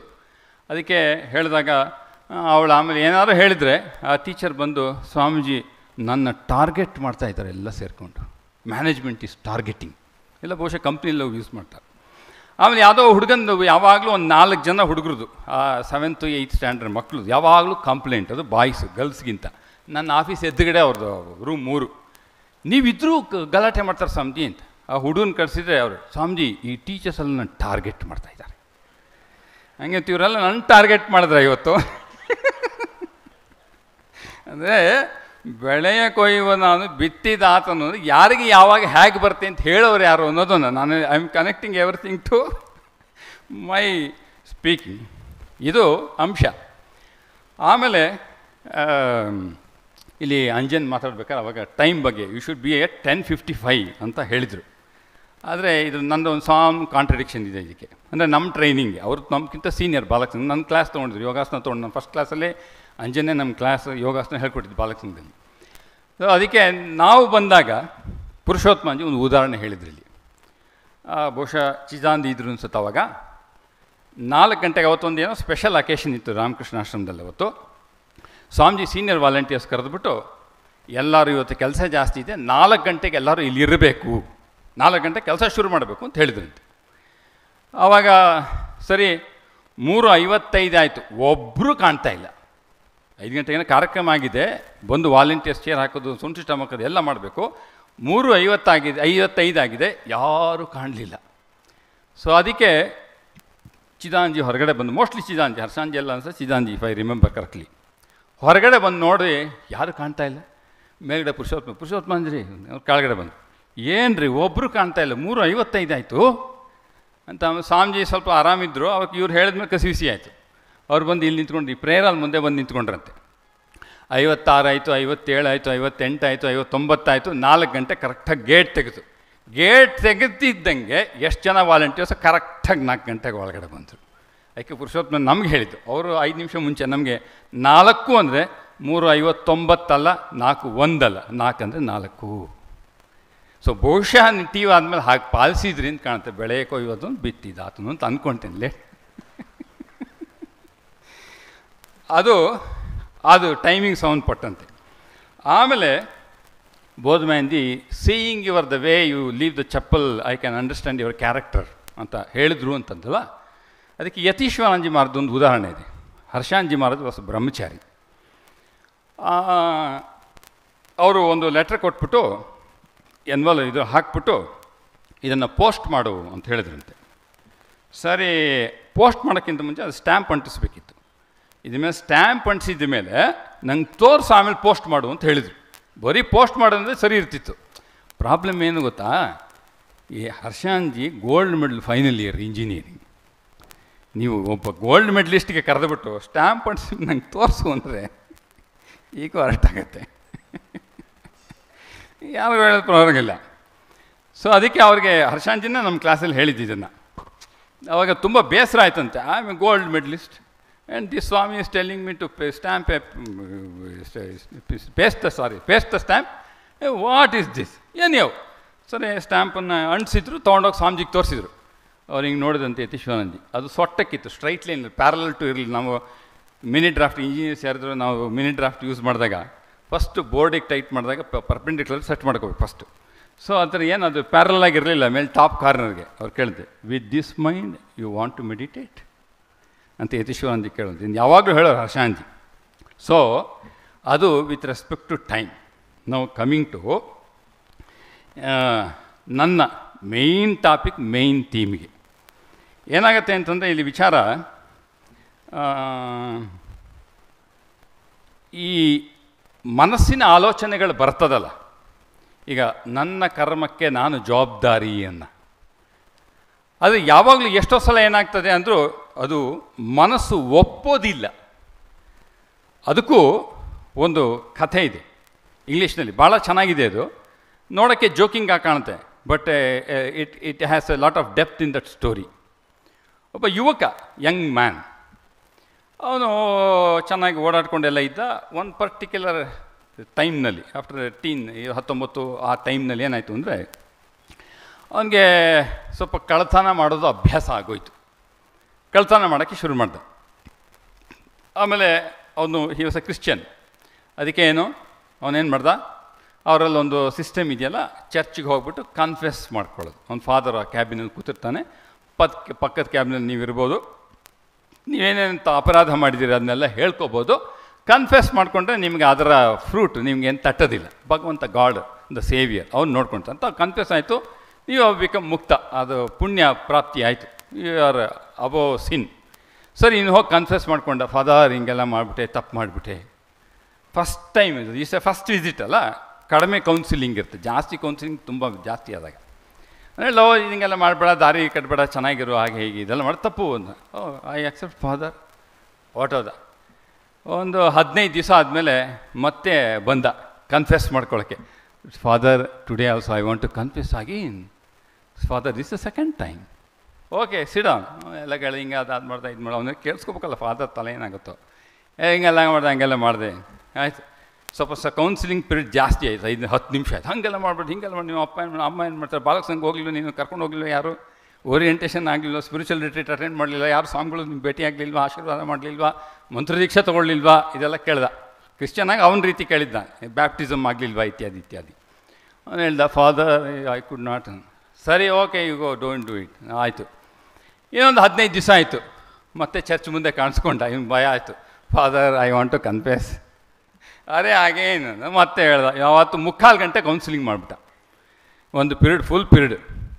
ಸರಿ, ಎಲ್ಲ ಆಯಿತು, ಏನಾಗ್ಬೋದು, ತಿದ್ಕೋಬೋದು, ಹೊರಟೋದ. 1 ತಿಂಗಳಾಯಿತು, 2 ತಿಂಗಳಾಯಿತು, 3 ತಿಂಗಳಾಯಿತು, ಬರಲೇ ಇಲ್ಲ ಅವನು. ಇವನಿಗೆ ಸಮಾಧಾನ, ನಾನು ಅಷ್ಟೊಂದು 3/4 ಗಂಟೆ ವಿತೌಟ್ ಟ್ಯಾಬ್ಲೆಟ್ಸ್, ಆ್ಯಂಟಿ-ಡಿಪ್ರೆಸೆಂಟ್ ಟ್ಯಾಬ್ಲೆಟ್ ಕೊಡ್ದೇನು ಅವನು ಕೌನ್ಸಿಲಿಂಗಲ್ಲಿ ಎಕ್ಸೆಲ್ ಆದ. ಸೊ ಅದರಿಂದ I am fortunate that he has agreed, accepted my words. ಒಳ್ಳೆ ಯುವಕನಾಗಿ ಚೆನ್ನಾಗಿ ಸಮಾಜದಲ್ಲಿ ಕೆಲಸ ಮಾಡ್ತಿರ್ತಾನೆ ಅಂತ ಅಂದ್ಕೊಂಡ. ಒಂದು ಮಾರ್ಕೆಟ್ಗೆ ಹೋದ. ಮಾರ್ಕೆಟ್ಗೆ ಹೋದ್ಮೇಲೆ ಅಲ್ಲಿ ನೋಡ್ತಾನೆ, ಆ ಹುಡುಗನ ಮಾರ್ಕೆಟಿಗೆ ಬಂದಿಯಾನೆ. ಇವನು ಖುಷಿ ಆಯಿತು ಅವ್ನು ನೋಡಿ. ಅವ್ನು ಕರೆದವನು, ಬಾರ ಇಲ್ಲಿ, how are you? Oh father, oh yes yes yes, no I think that you have left all your robbing etcetera, stealing etcetera, now you have become a nice gentlemen, is it not ಅಂತ. Yes father. Are you stealing now? Yes, Father. Then why did you not confess? I have successfully killed my conscience. ನನ್ನ ಅಂತಃಪ್ರಜ್ಞೆನ ಹೊಡೆದಾಕ್ಬಿಡಿ, ಆ ಚಿಂತನೆ ಬರಬಾರ್ದು ಒಳಗಡೆಯಿಂದ, ಕದ್ದೆ ಅಂತ ಚಿಂತನೆ ಬರಬಾರ್ದು. ಅದಕ್ಕೆ I have successfully killed my conscience. ಯಾವಾಗ ಹೊಡೆದಾಕ್ಬಿಟ್ರೋ ಆವಾಗ ನಮಗೆ ಈ ಬೆಳೆಯ ಕೊಯ್ಯುವನು ಬಿತ್ತಿದಾತನು ಪಾಪ ಪಾಕಬೇಕೆ ಕಾರಣ ಅಂತ ಹೇಳೋರು ಯಾರು? ಅಲ್ಲ, ಒಪ್ಕೊಳ್ಳೋರು ಯಾರು ಅಂತ ಹೇಳೋರು ಯಾರಲ್ಲ, ಒಪ್ಕೊಳ್ಳೋರು ಯಾರು? ಆದರೆ ಅದಕ್ಕೆ ನೋಡಿ, ಇಲ್ಲಿ ಯತೀಶ್ವರಾಂಜಿ ಇಲ್ಲಿದ್ದಾಗ ಒಬ್ಬರು ಸ್ವಾಮಿಗಳು ಬಿದ್ದು ಕಾಲು ಫ್ರ್ಯಾಕ್ಚರ್ ಮಾಡ್ಕೊಂಡಿದ್ರು. ಆವಾಗ ನಮಗೆ ಎಲ್ಲ ಇದ್ದಿದ್ದು ಬೆಂಗಳೂರಿನಲ್ಲಿ. ಈ ಥರ ಏನಾರು ಆಯಿತು ಅಂದರೆ ವಿಕ್ಟೋರಿಯಾ ಹಾಸ್ಪಿಟ್ಲಿಗೆ ಕರ್ಕೊಂಡು ಹೋಗ್ತಾ ಇದ್ದಿದ್ದು, ಮೇಜರ್ ಏನಾರು ಆಗಿದ್ರೆ. ಒಂದು ಸಲ ಯತೀಶ್ವರಾಂಜಿಗೂ ಅಷ್ಟೇ ವಿಕ್ಟೋರಿಯಾ ಹಾಸ್ಪಿಟ್ಲಿಗೆ ಕರ್ಕೊಂಡು ಹೋಗ್ಬೇಕಿತ್ತು. ಅವ್ರಿಗೆ ಗೊತ್ತಿರಲಿಲ್ಲ ಫಸ್ಟ್ ಟೈಮ್. ಹರ್ಷಾಂಜಿ ವಯಸ್ಸ ಪಾಂಡ ಗೈಡ್, ಅವರು ಆಟೋಲ್ಲಿ ಕರ್ಕೊಂಡು ಹೋಗ್ಬೇಕಿತ್ತಾನೆ ವಿಕ್ಟೋರಿಯಾ ಹಾಸ್ಪಿಟ್ಲ್. ಅಟ್ಲೀಸ್ಟ್ ಒಂದು 2-3 ಕಿಲೋಮೀಟರ್ಸ್ ಇದೆ. ಎಲ್ಲಿ ಅಂತ ನಾವು ಇಲ್ಲೇ ಪಕ್ಕದಲ್ಲಿ ಅಂತ ಹೇಳ್ತೀವಲ್ಲ, ಇಲ್ಲೇ ಸ್ವಾಮೀಜಿ ವೆರಿ ನಿಯರ್ ಅಂತ. ನಡ್ಕೊಂಡು ಹೋಗ್ತಾ ವೆರಿ ನಿಯರ್, ಇನ್ನೊಂದು ಸ್ವಲ್ಪ very near, is this so far ಅಂತ, ಮ್ಯಾನ್ ವೆರಿ ನಿಯರ್ ಅಂತ. You fool you don't understand my age ಅಂತ ಯತೀಶ್ವರಾನಂದ ಹರ್ಷಾಂಜಿಗೆ ಬೈದಿದ್ದಂತೆ. ಆ ವಿಕ್ಟೋರಿಯಾ ಹಾಸ್ಪಿಟ್ಲ್ ಕರ್ಕೊಂಡು ಹೋದ ಫಸ್ಟ್ ಟೈಮ್. ಸೊ ಈಗ ಈ ಸ್ವಾಮಿಗಳಿಗೆ ಕಾಲು ಏಟಾಗಿದೆ, ಫ್ರ್ಯಾಕ್ಚರ್ ಆಗಿದೆ, ಹೋಗಿ ಹಾಸ್ಪಿಟ್ಲಿಗೆ ಅಡ್ಮಿಟ್ ಮಾಡಿದ್ದಾರೆ. ಆಮೇಲೆ ಹರ್ಷಾಂಜಿಗೆ ರಿಪೋರ್ಟ್ ಮಾಡಿ, ಯತೀಶ್ವರಾನಂದಿಗೆ ರಿಪೋರ್ಟ್ ಮಾಡಿದ್ರು, ಸ್ವಾಮೀಜಿ ಈ ಥರ ಆಗೋಯ್ತು, okay I will see him when I get time. ಅವರೇನು ಸ್ವಲ್ಪ ಸೀರಿಯಸ್ ಆಗಿ ತೊಗೊಳ್ಳಿಲ್ಲ. ಇವರೇನು ಹೆಡ್ ಆಫ್ ದ ಸೆಂಟ್ರು, ನಮ್ಮ ಒಬ್ಬ ಮೊನಾಸ್ಟಿಕ್ ಮೆಂಬರ್ ಹಾಸ್ಪಿಟ್ಲ್ ಅಡ್ಮಿಟ್ ಆಗಿದ್ದಾನೆ, ಹೋಗಿ ನೋಡ್ಕೊಂಬರ್ಬೇಕು ತಾನೆ, ನಾವೆಲ್ಲ ಹಂಗೆ ತಾನೆ. We expect service from others ಅಲ್ವಾ, ಅದು ಬಿದ್ದಾಗ ನಮ್ಮ ನೋಡ್ಕೊಳ್ಳೋರು ಬೇಕಾಗ್ತದೆ. ವೈ ಇಲ್ಲ ಅಂದ್ಕೊಂಡು ಸ್ವಾಮಿಗಳು ಅಧ್ಯಕ್ಷರಾಗಿ ಬರಲಿಲ್ಲ, 3-4 ದಿವಸ ಆಯ್ತಂತೆ. ಸರಿ, today I want to go to hospital and see that swami. ಸರಿ, ಇವರೆಲ್ಲ ಜೊತೆಗೆ ಆವಾಗ ಕರ್ಕೊಂಡು ಹೋದರು, ಬೇರೆಯವರೆಲ್ಲ ಸೈಕಲ್ ಹೋದರು. ಈ ವಾರ್ಡ್ನಲ್ಲಿ ಇಂಥ ಬೆಡ್ ಮೇಲೆ ಮಲಗಿದ್ದಾರೆ ಇವರು ಅಂತ ಕರ್ಕೊಂಡೋಗಿ ಪಕ್ಕದಲ್ಲಿ ನಿಂತ್ಕೊಂಡ್ರು. ಇವರೆಲ್ಲ ಏನು ಅಂದ್ಕೊಂಡ್ರು, ಈಗ ಯತೀಶ್ವರಾಂಜಿ ಒಂದಷ್ಟು ಅವ್ರಿಗೆ ಸಮಾಧಾನ, ಹಿಂಗೆ ಆಗ್ತಿರ್ತಪ್ಪ, ಈ ಥರ ಪೆಟ್ಟು ಬೀಳ್ತಿರ್ತೆ, ಇದೆಲ್ಲ ಆಗ್ತಿರ್ತೆ, ಡೋಂಟ್ ವರಿ, ಹಾಗೆ ಹೀಗೆ ಅಂತ ಹೇಳ್ತಾರೆ ಅಂತ ಭಾವಿಸಿದ್ರು. ಅವರು ಹೋಗಿ ಬೆಡ್ ಪಕ್ಕ ನಿಂತ್ಕೊಂಡು, ಎಕ್ಸ್ಟರ್ನಲ್ ಭಾಳ ಸೀರಿಯಸ್ ಅಂತವರು. ಅದಕ್ಕೆ ಹೇಳಿಬಿಟ್ಟು, do you know why this happen to you, ನೀನು ಯಾಕೆ ಕಾಲು ಮುರಿತು ನಿಂಗೆ ಗೊತ್ತಾ ಅಂತ ಕೇಳಿದಂತೆ. ಇವ್ರು ಏನೋ ಬೇರೆ ಹೇಳ್ತಾರೆ ಅಂತ ಅವ್ನು ಮಲ್ಕೊಂಡಿದ್ದಾರೆ ಪಾಪ. No, because you have lot of ಈಗೋ,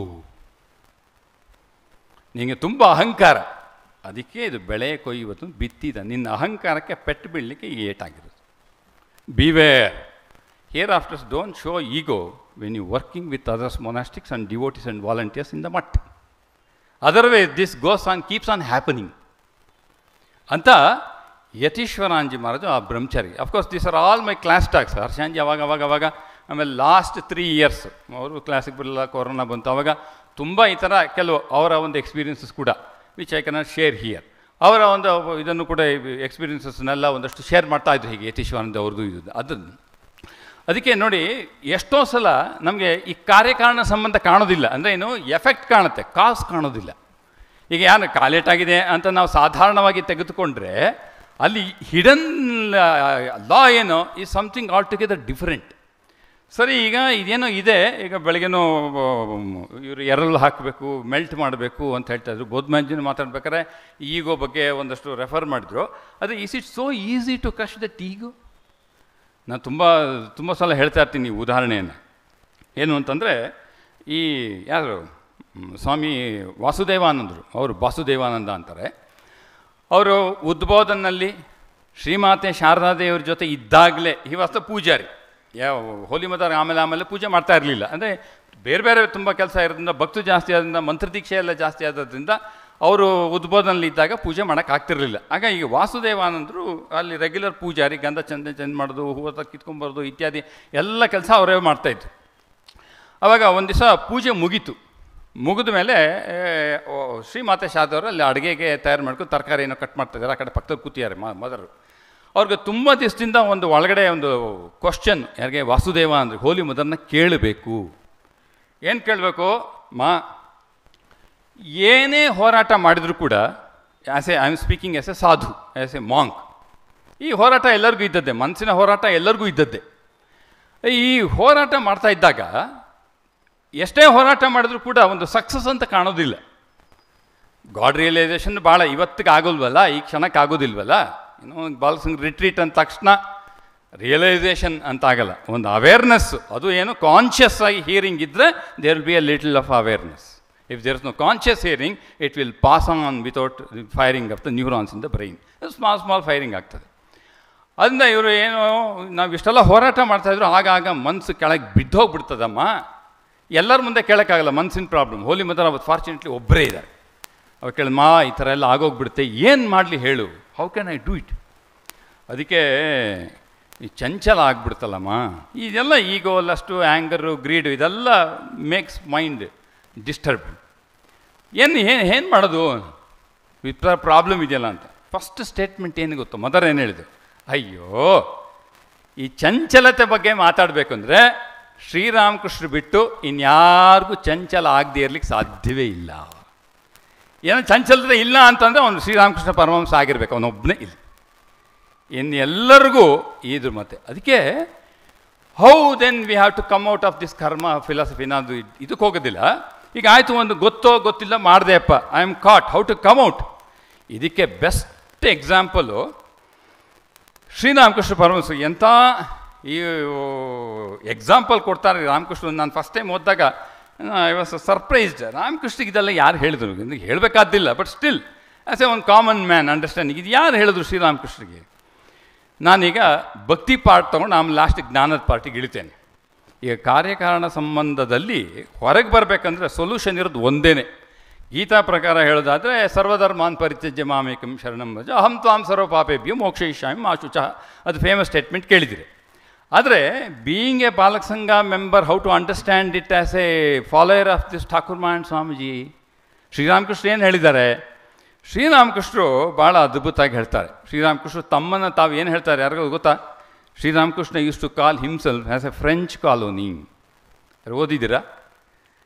ರಾಮಕೃಷ್ಣ ತಮ್ಮನ್ನು ಇದು ಫ್ರೆಂಚ್ ಕಾಲೋನಿ ಅಂತ ಕರಿತಿದ್ರು. ಆ್ಯಕ್ಚುಲಿ ಇದು ಗಾಸ್ಪಲಲ್ಲಿ ಬರಲ್ಲ, ಲೀಲಾ ಪ್ರಸಂಗದಲ್ಲಿ ಬರಲ್ಲ. This comes in the master the ಎವಾಂಜಲಿಸ್ಟಲ್ಲಿ ಎಂ ತನ್ನ ಡೈರಿನಲ್ಲಿ ಬರ್ಕೊಂಡಿದ್ದಾನೆ.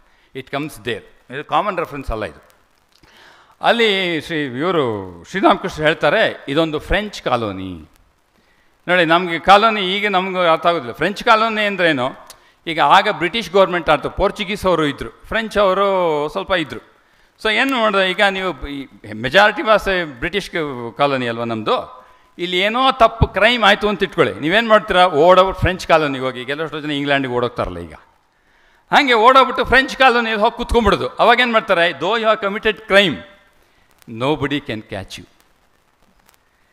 ಅದರಿಂದ ಶ್ರೀರಾಮಕೃಷ್ಣ ಹೇಳ್ತಾರೆ ಇದು ಫ್ರೆಂಚ್ ಕಾಲೋನಿ ಅಂತ. ಬಾ ಅಂತ ಅರ್ಥ. You take refuge in me ಅಹಂ ತ್ವಾಂ ಸರ್ವ ಪಾಪೇಭ್ಯೋ ಮೋಕ್ಷಯಿಷ್ಯಾಮಿ ಮಾ ಶುಚಃ. ಅಂದರೆ ಇದಕ್ಕೆಲ್ಲ ಬೇರೆ ಅನಾಲಿಸಿಸು, ಅನಾಲಿಟಿಕ್ಸು ಮತ್ತು ಹ್ಯೂಮನ್ ಎಫರ್ಟ್ ಇದೆಲ್ಲ ಇದೆ. ಆ ಲಾಜಿಕ್ಕಿಗೆ ಹೋಗೋದು ಬೇಡ, ಟೈಮ್ ಇಲ್ಲ. ನಂದು ಇನ್ನು 2 ನಿಮಿಷ ಟೈಮ್ ಇರೋದು, ನನ್ನ ಮುಗಿದ time. I completed 25 minutes. So ಅದಕ್ಕೆ ಇಲ್ಲಿ ಶ್ರೀರಾಮಕೃಷ್ಣ ಅದಕ್ಕೆ ಹೇಳ್ತಾರೆ ಇದೊಂದು ಫ್ರೆಂಚ್ ಕಾಲೋನಿ. ಇದು ಓದಿ ನಿಧಾನಕ್ಕೆ ಅರ್ಥ ಮಾಡ್ಕೊಳ್ಳಿ. ಇದೊಂದು ಫ್ರೆಂಚ್ ಕಾಲೋನಿ. ನಿನಗೇನಾದರೂ ಆ ಥರ ಈ ಥರ ಆದರೆ ನೀನೇನು ಮಾಡು? You come to me. ಅದಕ್ಕೆ ಆ್ಯಕ್ಚುಲಿ ನಾನು ಇಲ್ಲಿ ಬಾಲಕ ಸಂಘಕ್ಕೆ ಬಂದು ಎಲ್ಲ ಆದಮೇಲೆ lack of orientation with respect to Balaka Sangha ನಾನು ಹೇಳ್ತೀನಿ. ನನ್ನ ಎಕ್ಸ್ಪೀರಿಯನ್ಸ್, ಮೈ ಪರ್ಸನಲ್ ಎಕ್ಸ್ಪೀರಿಯನ್ಸ್, ನಿಮ್ಗೆ ಆಗದೇ ಇರ್ಬೋದು. ಏನು ಅಂತಂದರೆ ಆ್ಯಕ್ಚುಲಿ ಎಷ್ಟೋ ಡಿವೋಟೀಸು ಮತ್ತು ಆಶ್ರಮಕ್ಕೆ ಬರದೇ ಇದ್ದವರು ರಾಮಕೃಷ್ಣ ಆಶ್ರಮದಲ್ಲಿ ಬಂದು ಮಂತ್ರದೀಕ್ಷೆ ಪಡಿತಾರೆ. ನಾವಿದ್ದಾಗ ಭೂತೇಶ್ ಶಾಂಜಿ ಮಹಾರಾಜ್ ಬಂದು ಹೋದರು. ನಮಗೆ ತಲೆನೇ ಇಲ್ಲ ಅವ್ರು ಇದ್ದಾರೆ, ನಮ್ಗೆ ಯಾರು ಅಂತಲೇ ಗೊತ್ತಿಲ್ಲ. ಆರ್ಡ್ರ್ ಸೇರಿದ ಮೇಲೆ ನಂಗೆ ಗೊತ್ತಾಯಿತು who is try to understand who is sir swami Bhuteshanji Maharaj. ಅದರಿಂದ ಇಲ್ಲಿ ಹೆಚ್ಚಿನ ಜನ ಬಾಲಕ ಸಂಘದವರು ಮಂತ್ರದೀಕ್ಷೆ ಪಡೆದಿರಲ್ಲ. ಆ ಓರಿಯೆಂಟೇಷನ್ ನನಗೆ ಸಿಕ್ಕಲಿಲ್ಲ. ಪೊನ್ನಂಪೇಟೆ ಆಶ್ರಮಕ್ಕೆ ಸೇರಿ 1 ವರ್ಷ ಆದಮೇಲೆ ಪುರುಷೋತ್ತಮಂಜಿ ಎಷ್ಟು ಸಲ ಹೇಳಿದ್ರು, ನಾನು ವಾದ ಮಾಡ್ತಾಯಿದ್ದೆ, ಗಾಯತ್ರಿ ಮಂತ್ರ ಆಗಿದೆ, ನಾನು ಮಂತ್ರದೀಕ್ಷೆ ತೊಗೊಳ್ಳಲ್ಲ ಅಂತ. ಆ ಓರಿಯೆಂಟೇಷನ್ನ ಅದರಿಂದ ಈ ಎಸ್ಪೆಷಲಿ ಈ ಕಾನ್ಸೆಪ್ಟನ್ನು ನೀವೇನು ಅರ್ಥ ಮಾಡ್ಕೋಬೇಕು. ಏನು ಈ ಕಾರ್ಯಕಾರಣ ಸಂಬಂಧ ಅಥವಾ ಬೆಳೆ ಕೊಯ್ನು ಬಿತ್ತಿತಾತನು ನಮ್ಮ ಕರ್ಮಕ್ಕೆ ನಾನೇ ಹೊಣೆ, ಈ ಕರ್ಮದ ಒಂದು ದೊಡ್ಡ ಇದೆಯಲ್ಲ ಗಹನಾ ಕರ್ಮಣೋಗತಿ, ಈ ಕರ್ಮದ ಬಗ್ಗೆ ನೀವೇನೋ you have to come out. Then the only recourse in this whole world is the nama of Bhagavan, no other recluse. ದಾರಿನೇ ಇಲ್ಲ. ಆದ್ದರಿಂದ ಇಲ್ಲಿ ಶ್ರೀರಾಮಕೃಷ್ಣ ಹೇಳ್ತಾ ಇದ್ದಾರೆ ಇದೊಂದು ಫ್ರೆಂಚ್ ಕಾಲೋನಿ, ಬಾ ಇಲ್ಲಿ ಸೇರ್ಕೋ ಅಂತ. ಅದು ವಿತ್ ದಟ್ ಐಡಿಯಾ ಅಲ್ಲಿ ಕಂಪ್ನಿ. ಇನ್ನೊಂದು ಕತೆ ಹೇಳಬೇಕು ಅಂತಿದ್ದೆ, ಬೇಡ ಟೈಮ್ ಇಲ್ಲ. ಸೊ ಫೈನಲ್ ಆಗಿ ಈಗ ಯಾರಿಗೂ ಅನಿಸುತ್ತೆ, ಅಪ್ಪ ನಮಗೆ ನಾವು ಸ್ವಲ್ಪ ಸರ್ವಿಸ್ ಮಾಡ್ತೀವಿ ಅಂತ ಇಷ್ಟ ಇದೆ, ನಾವು ಒಂದಷ್ಟು ಮನೆಗೆ ಹೋಗಿ ನಮ್ಮದೇ ಆದ ರೀತಿಯಲ್ಲಿ ಸೇವೆ ಮಾಡಬೇಕು ಅಂತ ನಮ್ಗೆ ಆಸೆ ಇದೆ. ನನಗೆ ಈ ಮಂತ್ರದೀಕ್ಷೆ ಇತ್ಯಾದಿಗಳಲ್ಲಿ ನಾನು ಅಷ್ಟೊಂದು ಆಸಕ್ತಿ ವಹಿಸಲ್ಲ, ಇತ್ಯಾದಿ. ನಾವು ಈಗಿನ ಕಾಲದವರು IT ಕಂಪ್ನಿಗೆ ಹೋಗೋರು, ನಮ್ಮ ಕಂಪ್ನಿಲ್ಲ ರೇಗಿಸ್ತಾರೆ, ನಾಮ ವಿಭೂತಿಯೆಲ್ಲ ಇಟ್ಕೊಂಡ್ರೆ ನಾವೆಲ್ಲ ಹಾಕ್ಕೊಳ್ಳೋದಿಲ್ಲ. ನಾವೆಲ್ಲ ಈಗಿನ ಕಾಲದಲ್ಲಿ ಯಂಗರ್ ಜನ್ರೇಷನ್ನು. ಹೀಗಿದ್ದಾಗ ಹೇಗೆ ಐಡಿಯಾ ಇದನ್ನು ಇಂಪ್ಲಿಮೆಂಟ್ ಮಾಡ್ತೀರಿ? ಅದಕ್ಕೆ ಸ್ವಾಮೀಜಿ ಹೇಳ್ತಾರೆ, then think that you are pure, eternally happy and blissful. ನಿನ್ಗೇನು ಕಾನ್ಸೆಪ್ಟನ್ನು ಇಟ್ಕೋಬೇಕು, ನಿನ್ನ ಬಗ್ಗೆ ನೀನು ಏನು ಆಲೋಚನೆ ಇಟ್ಕೋಬೇಕು, ನಾನು ever pure, ever happy, ever blissful person, not this XYZ. And ಅದಕ್ಕೆ ಅವಾಗ ಏನು ಹೇಳ್ತಾರೆ, many problems will come, many occasions will rise in the life. ತುಂಬ ಪ್ರಾಬ್ಲಮ್ಸ್ ಬರ್ತದೆ, ಬಟ್ ಸ್ಟಿಲ್. ಅದಕ್ಕೆ ಸ್ವಾಮೀಜಿ ಹೇಳೋ 4 ವಾಕ್ಯಗಳನ್ನು ನಾನು ಓದಿ ಕಂಕ್ಲೂಡ್ ಮಾಡ್ತೇನೆ. This comes in complete works volume 2 lecture open secret. One of the best lecture which I like it of Swami Vivekananda. ಭಾಳ ಅದ್ಭುತವಾಗಿದೆ open secret. Work and is secret first chapter second ವಾಲ್ಯೂಮಲ್ಲಿ last practical Vedanta Jnana Yoga ಆದಮೇಲೆ next lecture is open secret ಸ್ವಾಮೀಜಿದು. ಅದರಲ್ಲಿ ಸ್ವಾಮೀಜಿ ಹೇಳ್ತಾರೆ, however much the body rebels, however much the mind rebels, in the midst of the uttermost darkness, in the mist of agonising tortures, in the uttermost despair, repeat this once. Repeat ಅಂದರೆ ಏನು? I am pure, I am blissful, I am happy. ಈ ಭಾವವನ್ನು ಇಟ್ಕೊಂಡು repeat this once, twice, thrice, evermore. Light comes gently but surely it comes. Swamiji ಮುಂದುವರ್ಸಿ ಹೇಳ್ತಾರೆ, this sun exist because you are saying that the sun exist. This moon exists because you are saying the moon exists. The world exists because you are saying the world exists. Everything on this earth exists because you are saying it exists. You are eternally pure. You are ever blissful. You are that knowledge, bliss and absolute. Meditate on it and you are out of ಕರ್ಮ. ಬೆಳೆ ಕೊಯ್ಯುವನಾನು ಬಿತ್ತಿದಾತನು ಪಾಪಗೆ ಕಾರಣ ಆಗಲ್ಲ. ಯಾಕೆ? ಆತ್ಮವೆಂಬುದು ನಾಮಾತೀತ ರೂಪವು, ಮುಕ್ತಿ ಬಂಧಗಳಿಲ್ಲದ ಆತ್ಮವು, ಸರ್ವ ನಿಯಮಾತೀತವು ಇತ್ಯಾದಿ ಹೇಳಿ ಎಲ್ಲರಿಗೂ ನನ್ನ ಭಕ್ತಿಪೂರ್ಣ ಪ್ರಣಾಮ ಸಲ್ಲಿಸುತ್ತಾ ನಿಮಗೆ ಪ್ರೀತಿ ನಮಸ್ಕಾರ ಹೇಳ್ತಾ, ನಮಸ್ತೆ. ಜಯ ರಾಮಕೃಷ್ಣ.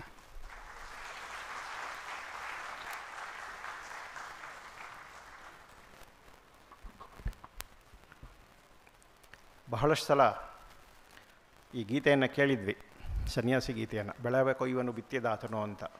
ಆದರೆ ಈ ಸಬ್ಜೆಕ್ಟ್ ಇಷ್ಟೊಂದು ಕಾಂಪ್ಲಿಕೇಟೆಡ್ ಆಗಿದೆ ಅಂತ ಅನಿಸಿರಲಿಲ್ಲ ನಮಗೆ. ಆದರೆ ಕೊನೆಗೆ ಅವರು ಹೇಳಿದ್ರು, ಎಲ್ಲದಕ್ಕೂ ಕಾರಣ ನನ್ನ ಮನಸ್ಸು, ಆ ಮನಸ್ಸು ಶುದ್ಧವಾಗಬೇಕಂತಂದರೆ ಠಾಕೂರಲ್ಲಿ ಶರಣಾಗತನಾಗು ಅಂತ. ತುಂಬ ಸಿಂಪಲ್ ಸಲ್ಯೂಷನ್ ಕೊಟ್ಟಿದ್ದಾರೆ. ಹಾಗಾಗಿ ನಾವು ಏನು ಮಾಡ್ತೀವೋ ಅದನ್ನು ಕಾನ್ಷಿಯಸ್ ಆಗಿ ನಮ್ಮ ಮನಸ್ಸಿಗೆ ಯಾರಿಗೂ ತೊಂದರೆ ಆಗದೇ ಇರುವಂಥ ಮಾಡುವಂಥ ಮನಸ್ಥಿತಿ, ಮತ್ತು ಕೊನೆಯಲ್ಲಿ ನಮ್ಮ ಎಲ್ಲ ಕೆಲಸಗಳನ್ನು ರಾಮಕೃಷ್ಣರಲ್ಲಿ ಶರಣಾಗತಿಯಾಗಿ ರಾಮಕೃಷ್ಣರಲ್ಲಿ ಸಮರ್ಪಿಸುವಂತಹ ಭಾವ ನಮಗೆ ಬರಲಿ ಅಂತ ಹೇಳ್ತಾ, ಇವತ್ತಿನ ಈ ಕಾರ್ಯಕ್ರಮದಲ್ಲಿ ತುಂಬ ಚೆನ್ನಾಗಿ ಮಾತನಾಡಿದಂತಹ ಪರಮಪೂಜ್ಯ ಶ್ರೀಮತ್ಸ್ವಾಮಿ ಮಂಗಲನಾಥಾನಂದಜಿ ಮಹಾರಾಜ್ ಅವರಿಗೆ ನಿಮ್ಮೆಲ್ಲರ ಪರವಾಗಿ ಭಕ್ತಿಪೂರ್ವಕ ಪ್ರಣಾಮಗಳು. ಹಾಗೂ ಇವತ್ತಿನ ಕಾರ್ಯಕ್ರಮದ ನೆನಪಿಗಾಗಿ ಈ ಕಿರುಕಾಣಿಕೆಯನ್ನು ಸ್ವೀಕರಿಸಬೇಕು ಅಂತ ಕೇಳ್ಕೊಳ್ತೇನೆ.